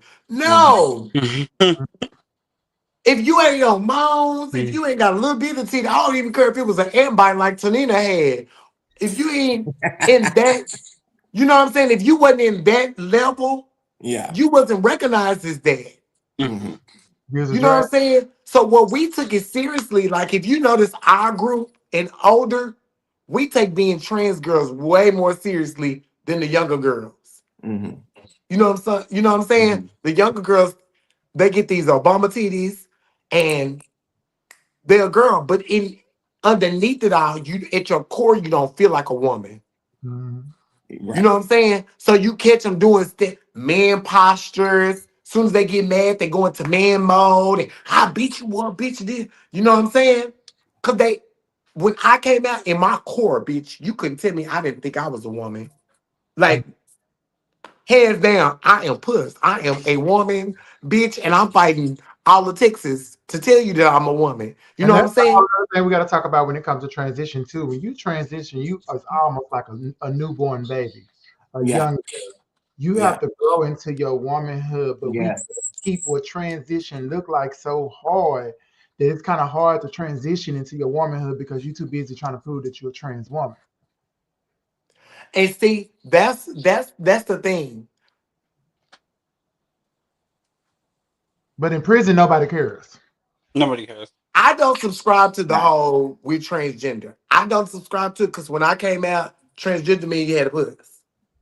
I was always under the impression that we was all transsexuals.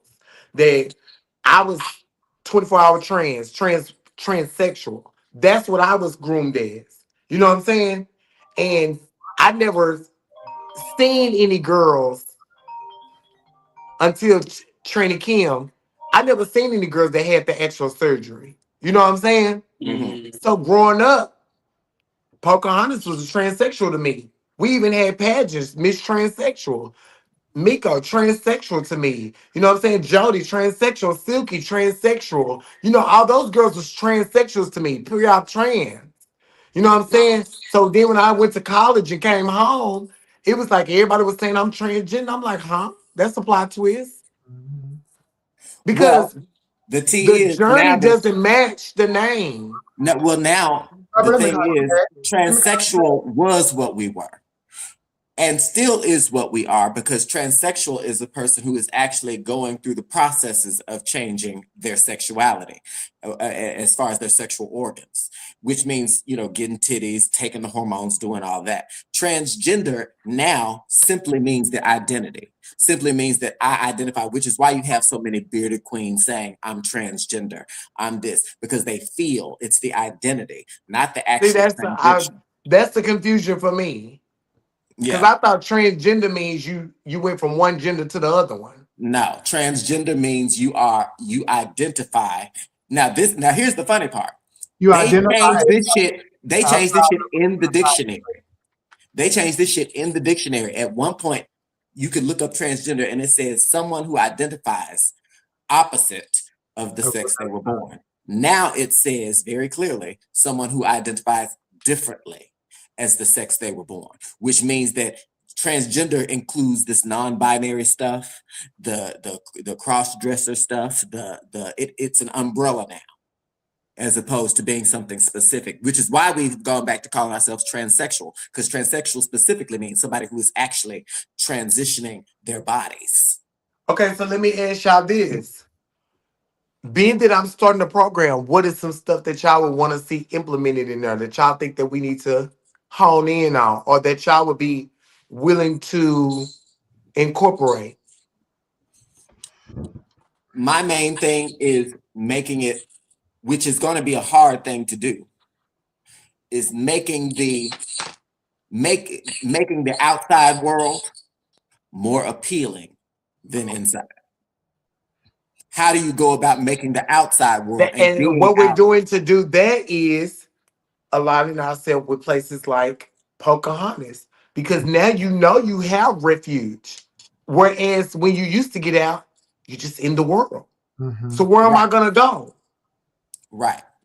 What And am what I am I gonna going to do do? when I get out? So if we got people like Pocahontas coming in and saying, "Hey, I got a job for you. Hey, I can help you get clothes to your gender, what you feel your gender is." All Mm-hmm. of that is things that people that sends them back to reoffending to get. Right. You know what was important to me when I started House of Rebirth? I didn't want the girls to just walk into another shelter. I wanted them to walk into something that was different, which gave them a different type of experience. If y'all Mm-hmm. remember the house that House of Rebirth, the first house, was not just any kind of house. That house Mm-hmm. was nice. And a Right. lot of Yes, girls it ain't had was. the opportunity to stay in those type of houses. The type of cars we rode in when we went places and stuff was really nice. The places we went, I was very intentional. Me and X was very intentional on like everything we did. It had to be an experience that most Yes. girls never got the chance to experience. Even when Yes. it came to like taking the girls to the salon for the first time, taking Yeah. the girls shopping for the those. It wasn't just a little city trend shopping spree or nothing like that. We would take those girls into Macy's, J.C. Penney's, Mm-hmm. Nordstrom, all those different stores.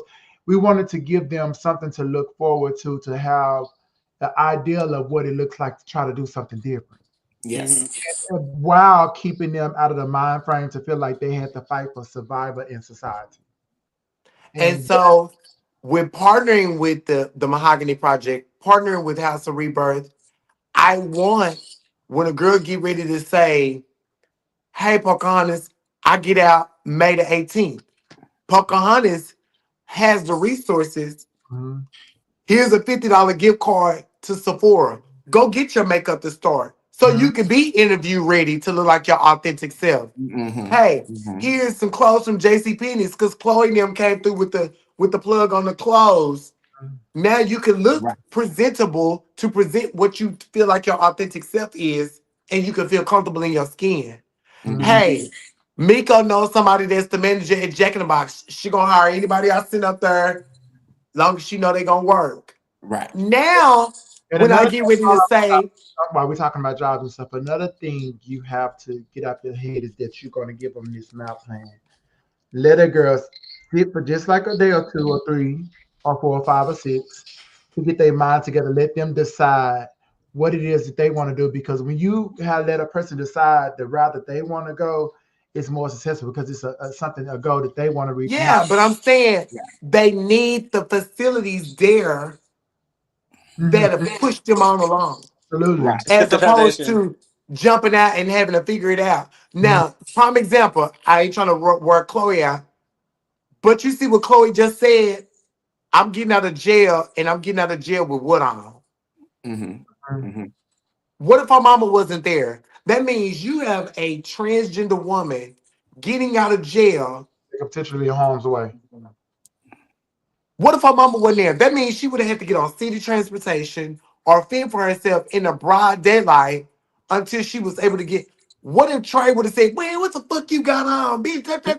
Boom, there it is, fall case. Mm-mm. That's why Just that fast when we could have all And those resources in I was place. 18 years old. I was 18 years old coming out of Loose Tech. So when we can foster that handbook, where when they get out, I can call Pocahontas. Hey, Poca, I just got out. I'll be arriving in Dallas at such time. We have resources. We have financial backing through grants and stuff like that, and different volunteers and stuff like that. We can take them to their first meal. You know what I'm saying? We can take them to go get their. We can get a hookup. We can get sponsorship from hotels where they can give us temporary vouchers. Let them spend a night, one night in a hotel. They can just sit in a tub and just meditate and just have some alone time. how powerful that is, what you're saying, and if it's actually done right. But a lot of times, what I witness, and I don't want to keep going back on, like a lot of times, like these can change, is that you put all these resources and all these things in place, then you don't have the girls coming to get it. That happens too. So when you don't have a community of people, like you have all these resources, you put all these things in place and stuff, but then you don't have nobody coming to receive these services, or a girl get out instantly instead of like coming over here. I don't want to, because I had a lot of girls say, "Girl, I need help, but you need to just give me some money. I don't want to stay in no house full of trains." But girl, house is not just a house. You just like, I can give you money. You're gonna be in a hotel room for one night, but what about the next night? You're gonna have to do That's what why the program needs to start inside the prison, That's why we're getting started and getting we're trying to prepared to get the get out. program to where when y'all come in, It's a religion. we're building a relationship. Make it a To where cult. they feel like this is my ally. Mhm. You know what I'm saying? No, I'm not coming home to a training house. I'm coming home to Community. freedom. My Right. home. Community. I'm telling them I'm coming I'm down coming to my home to home brother opportunity. I'm that coming knows home to a me. fresh start. Yeah. So once we condition their mind to get out of the stigma of what they think it looks like, then they can appreciate the resources instead of abuse them. And Because they you need got to to start with also the know, mentality. they also need to know and be preparing way in advance before they get out what the plan is when they get out. They need to be prepared. What does outside life look like? I'm going to be getting out next year. I'm going to be getting out in 6 months. What in 6 months am I going to do when I get out there? What do I want to do? They don't need to get out and have it and be sitting and thinking, well, damn, now what am I going to do? No, you need to be sitting and thinking about, damn, now what I'm going to do before you get out. And you need to be So preparing before you get that's out. where we're gonna come in, because when we have our one-on-one conversations, say for instance, they sit in and talk to you, Miko, Mhm. and as you're training, you're gonna learn how to pick up on cues of what they're saying. So when you're talking to them, you find out she really lights up when she's talking about doing hair. Right. Yeah. Boom.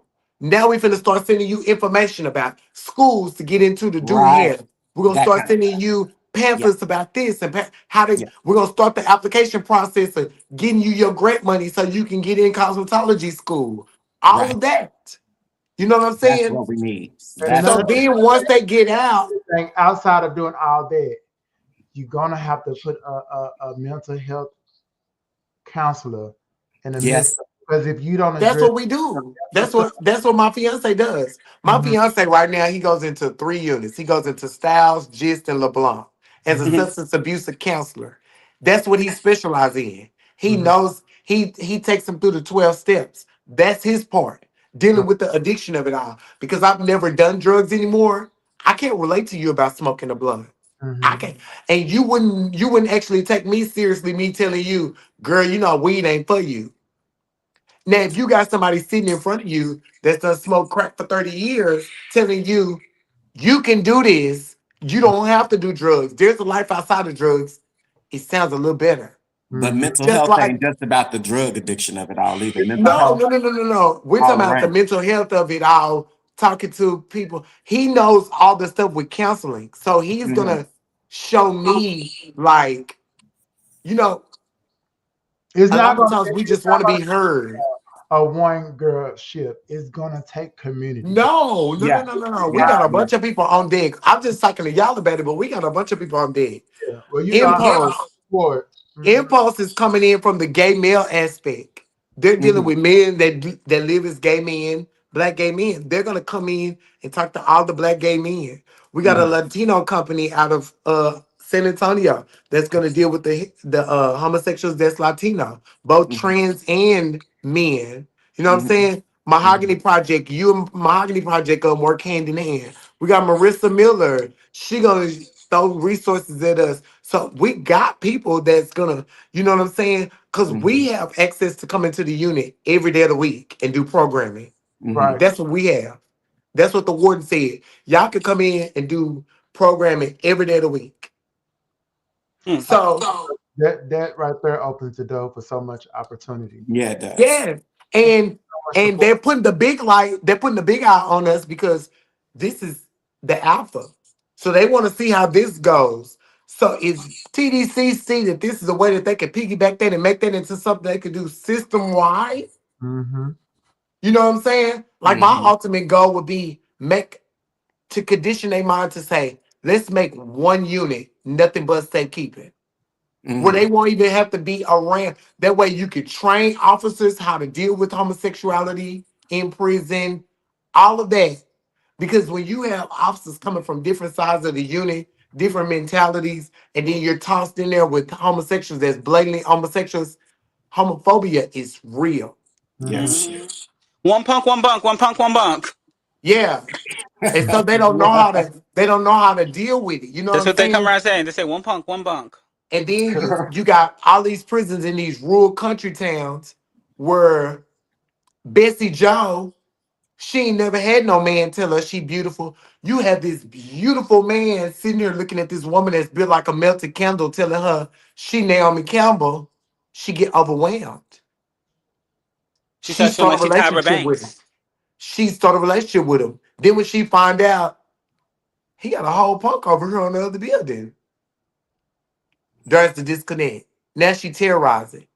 And because she's not mentally trained how to not come to work and do that, now she terrorizing the homosexual, writing the homosexual bogus cases, messing up chances of parole and all that type of stuff. I've seen it. I've been a victim of it. And that's why we have to, first of all, we need to have a class on understanding transgenderism, understanding transsexualism, and separating it from this attraction Yes, to because men. I And stop I building want belief. it to be to the point to where we have training classes for the potential officers. Like when they go through OJT to become a TDC officer, they need to come and have a course with us on how to handle homosexual inmates. I already got That that. needs to be a prerequisite for an officer to be able to become an officer. He has to be able to pass our training.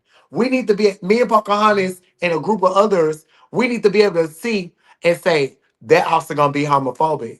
That You officer's know, gonna be a problem. But you know, there I needs to did be also a a training like separation that. It with was called. homosexual and transgender. There needs to be that Huh? separation. I did a training like that was called decoding. So we need to go and reword some stuff and use it and stuff. Where I did training for like the Dallas Health Department, also Dallas Police Department and the Sheriff Department too, to where everyone that was newly hired, they had to go. I had to do one-on-one training with them on how to deal with transgender or interact with And trans. see, Yeah. all of that's what we need.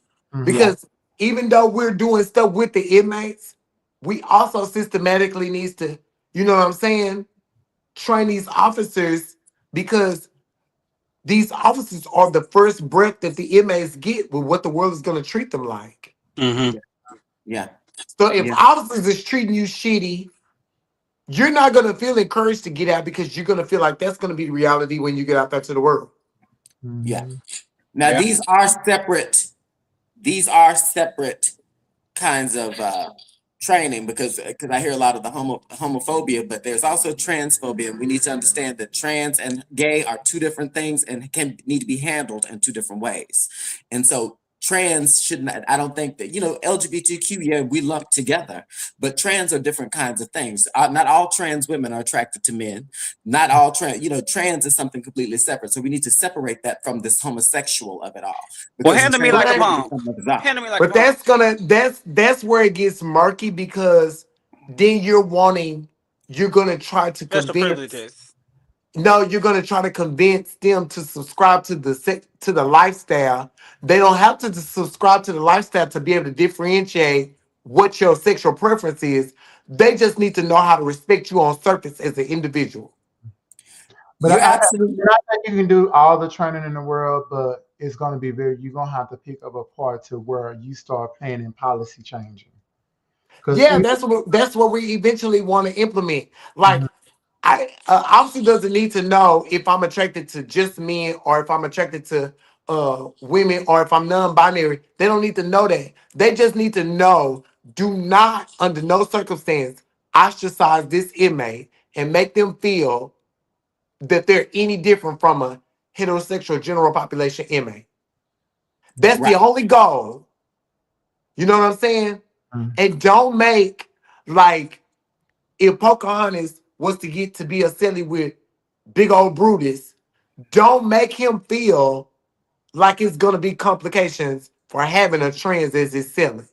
Because that's what the girls is going through now. that's one Because thing the we all girls is quick to say, oh, I want to go to population. But now you're in population, they can't keep sillies, because every race has a game that they answer to.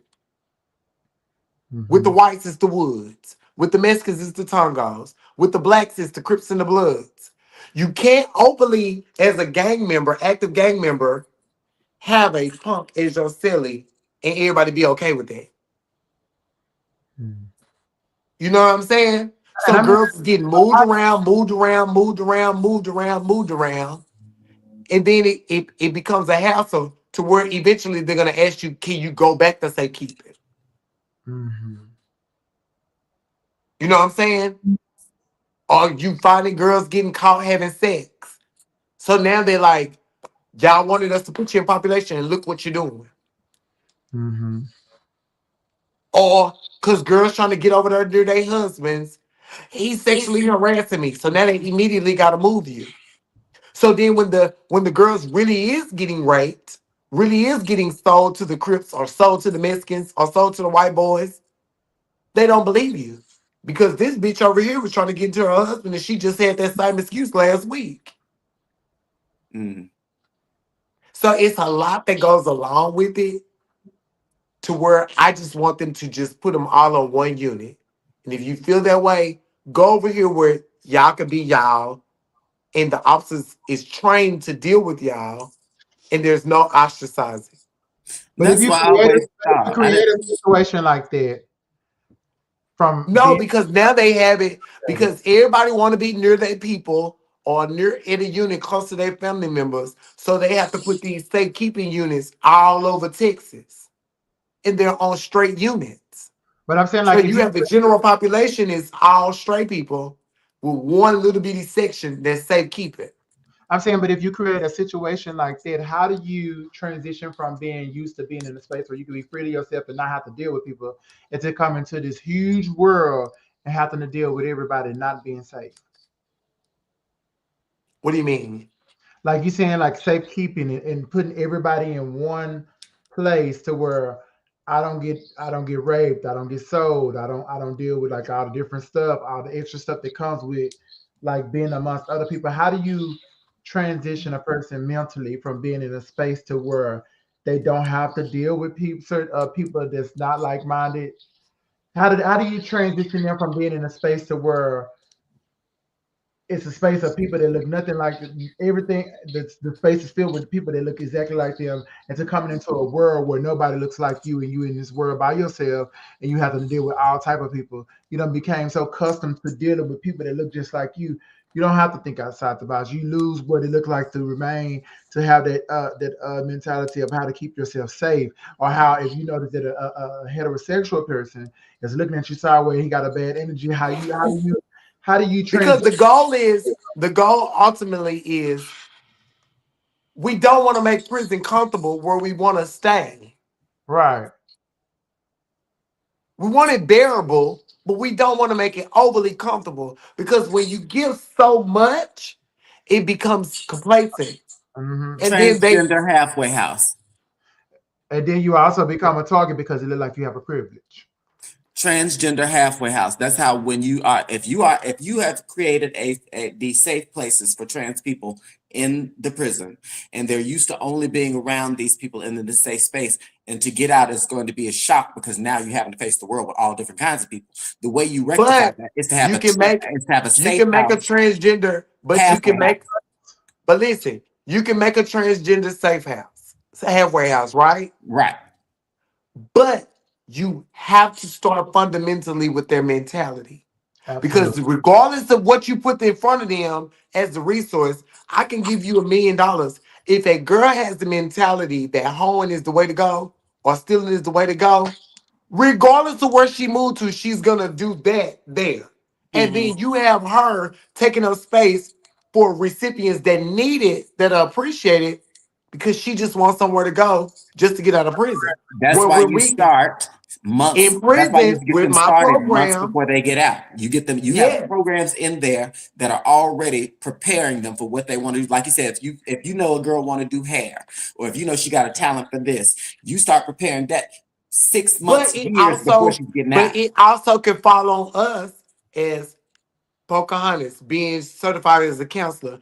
Her going in now, she could write a report and say, I feel like this person is just working the system and saying what they need to say just to get the certification. Because we're going to be certified where we give them certificates where that's able to get them ahead in parole. This looks good in parole. Does that make Mm-hmm, sense? mm-hmm. So it's almost gonna be like substance abuse training that we're doing, but on how to be a homosexual and survive in prison. But you So, always gonna have some that's gonna work the system. Always. That doesn't mean don't do it for the ones who are really for real. You gonna have but girls that's gonna get out and still try to work. you don't hone in on the ones that's trying to work the system. You just deter them. Does that make sense? Mhm. Like me and Pocahontas could sit down and talk, and we could be like, "Okay, girl, what do you think about Miko?"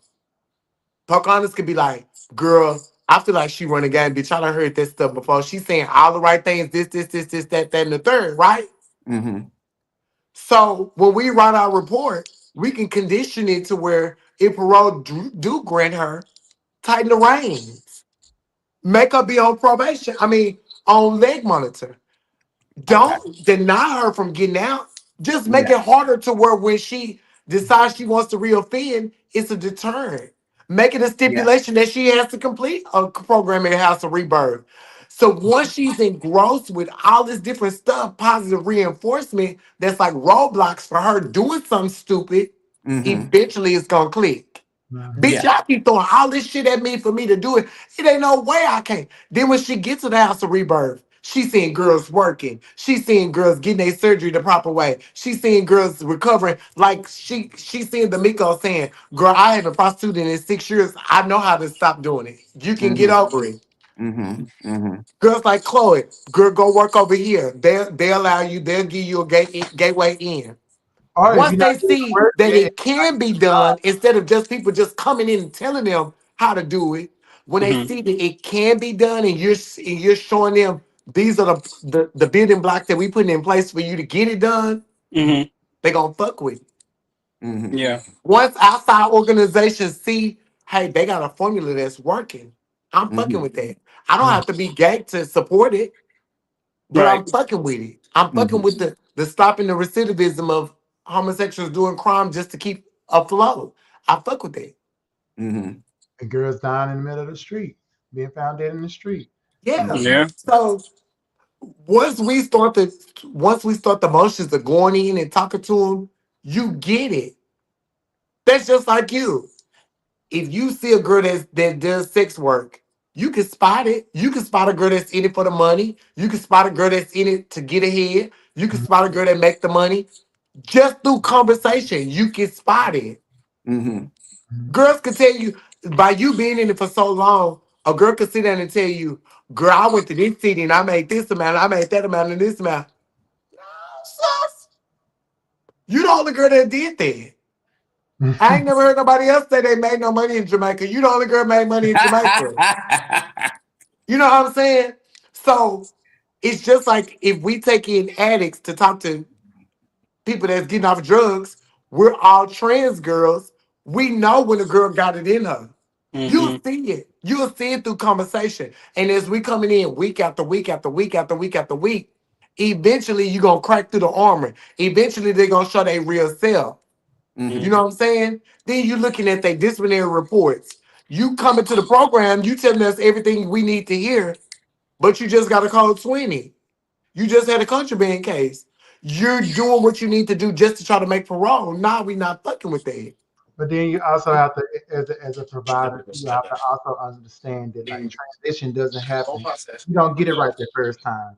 So you have to make sure anyone. Absolutely not. Bitch, do you know how many years I went through the ugly duckling?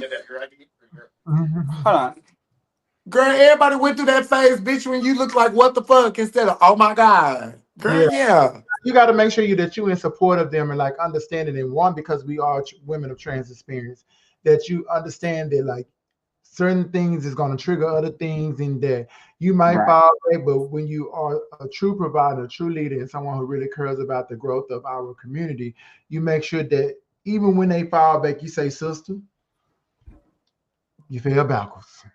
And that's okay, because bitch, it happens to all of us. I just want to condition their mind to, because we all in this community feel like we have to one up the next girl.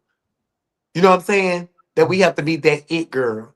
Mm-hmm. And it girl, it looks differently.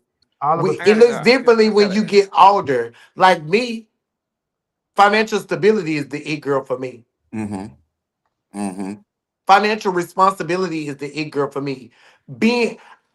Anybody can tell me, Brandy, you're beautiful. Mm-hmm. I hear that all the time. Mm-hmm. You feel what I'm saying? But I get a kick off. Girl, you smart, bitch. I didn't know you was that smart.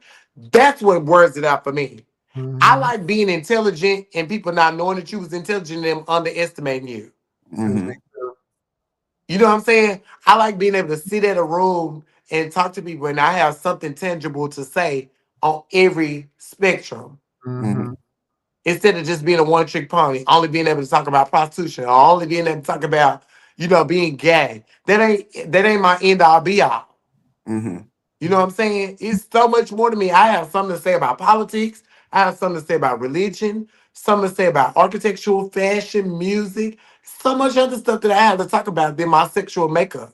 You know what I'm saying? And that's why I was telling you, Mika, like, I don't see me telling the officer, you wanting an officer to become personal with the person to find out what's their sexual preference. No.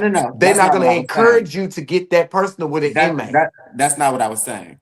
What I was saying we can't hear you. What I was saying. Well, we're about to end the show anyway because we only got the last 2 minutes. Can you hear her, Parker? I What can hear her. She's saying. Refresh again, then, because I can hear her. Yeah, what I'm saying is there is a difference between trans people and gay people, and there's a difference in between how you handle us, especially in the prison system, and that needs to be distinguished as opposed to lumping it all together as LGBTQ. You see what I'm saying? Mm-hmm. That's what I was saying. I was saying that there is a difference between trans people and gay people, and that distinction needs to be clear when giving this training to officers, that we're not just one thing. We're not a monolith. Homosexuality is not the same as transgenderism. We are two separate things, and they need to be treated as such. So what is the difference that you want them to recognize? Because the overall goal is to treat your person like human. Respect. So once you umbrella it with respect, then that's universal. Well, because So once I can get past that, because respect for a trans woman looks different than respect for a gay man, because a gay man understands he's a man. A So, trans woman lives as a woman. And so I so think, in I think that, we're talking those about are two respect. different We're things. talking about. I think we're talking about respect for me being a human overall. yeah, Right, and that's true. We're talking about But what you still, mean. trans women need to be addressed as, for instance, if I'm in my transition, I'm on my hormones, it beats up on who I am, and it tears away at who I am if this officer is still calling me a he, like he calling the rest of these other homosexuals a he. I need you to understand that there's a difference in the way that you address a trans woman than you address a gay man.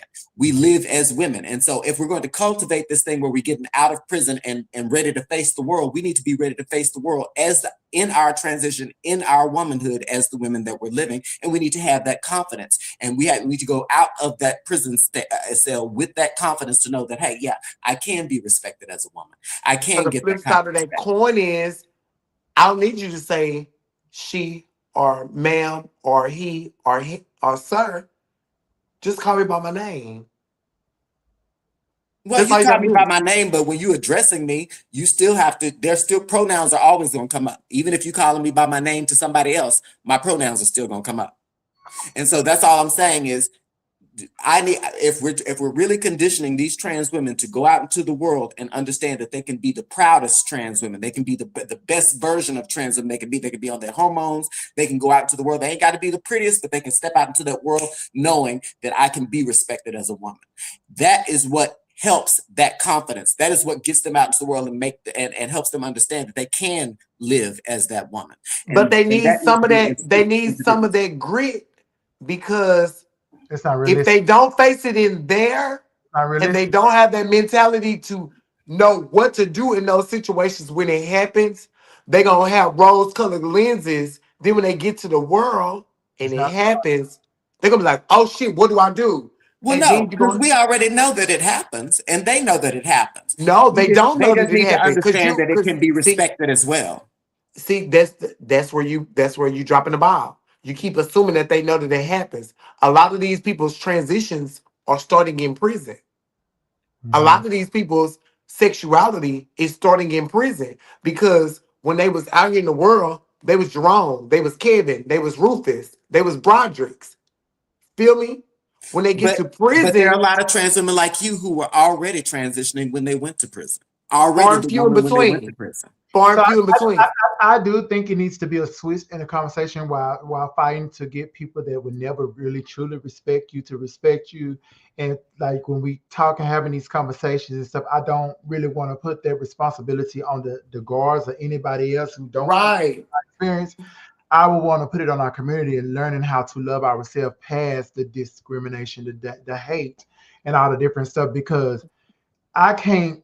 If we fighting a battle that we're not gonna win when it comes to Because and then my we transition, my journey doesn't stop or start whether mm-mm, you call me sir or ma'am. mm-hmm, And once you condition, that's the training that I want to give the girls. Don't let nobody else define your journey off of their ignorance. And we be so wanted to fight for you better say she, her, and hers and then you fuck that around. we get caught up. You fuck They around. don't respect you as a person. So once you force them to say stuff that they don't want to say, now they don't respect you as a person because now they mad about it. But I think that goes along with just about any other sensitivity training that they give police or that they give in businesses or corporate place. They give sensitivity training on how to deal with this sort of people or how to deal with this sort of people. It is about respect, and whether we believe it or not, it may not be a big deal to us, but there are many trans women who are very serious about what they're called and how they're addressed because that's a standing that's part of their identity. And so I think that even if it's not necessarily about me trying to tell these police, you need to see them as a woman. That's not what we're saying. We're saying respect their identity enough to understand that that's how they live and that's how they want to be addressed. But I Not feel that you like have you to believe releasing that. you giving them too much power because if I tell you, you calling me sir, you calling me man, offends me, that's your first line of defense when you get mad. Mm-hmm. But now, Boy, man, sir, because you feel like I done gave you the power to know that that affects me by you not calling me anything. I don't give a damn what you do as long as you don't violate my person. But that's what I'm saying. All of us are different. That's you. Everybody don't feel that way. Some girls are so And I get it. transgender dysphoria is a real life thing. Some girls I have get it it. so to the point where they want to kill themselves if they don't get rid of their dicks. They don't want to be addressed as men at all. They don't want to identify anything about themselves as men. And so again, that is part of our identity. And all it is sensitivity training. This is not, again, telling people that they have to address you or have to say, this is letting people know what transgender is, why it exists, why we think the way we think, why it is a condition, and how to be best respectful. That's respecting us. and that's It's not it. just, That's all you can teach. That's that's all we need to. training. And that's all we need to. But as someone with trans experience, it's a training you need to go to too. That even though I done gave this person that training, if you piss them off, you still gonna be disrespecting everything. You don't put yourself in a situation that allow them to have even more control. Because let's not highlight like, oh, jail. We even have rights up in fucking jail. The part of locking you up is because you done violated and they done put you in a situation to where Right. they want to make you feel like you're a caged animal and everything like that. It ain't gonna be no peaches and creams where I'm gonna respect you for who you are and everything, but you got Because to control yourself to because where my thing is, Miko, I want them to get the training that they need to be able to come out to the world and be productive. But we also have to stop making prisons so glamorous to where they want to keep coming back. not even If that. they don't get that grit, if they don't get that grit, that little ounce of being disrespect, productive, being able to navigate through any system that they're a part of, just life, period. Whether it's locked up, whether because you that's locked all up, part of social skills. You have to learn how to be sociable. You have to learn how to. learn.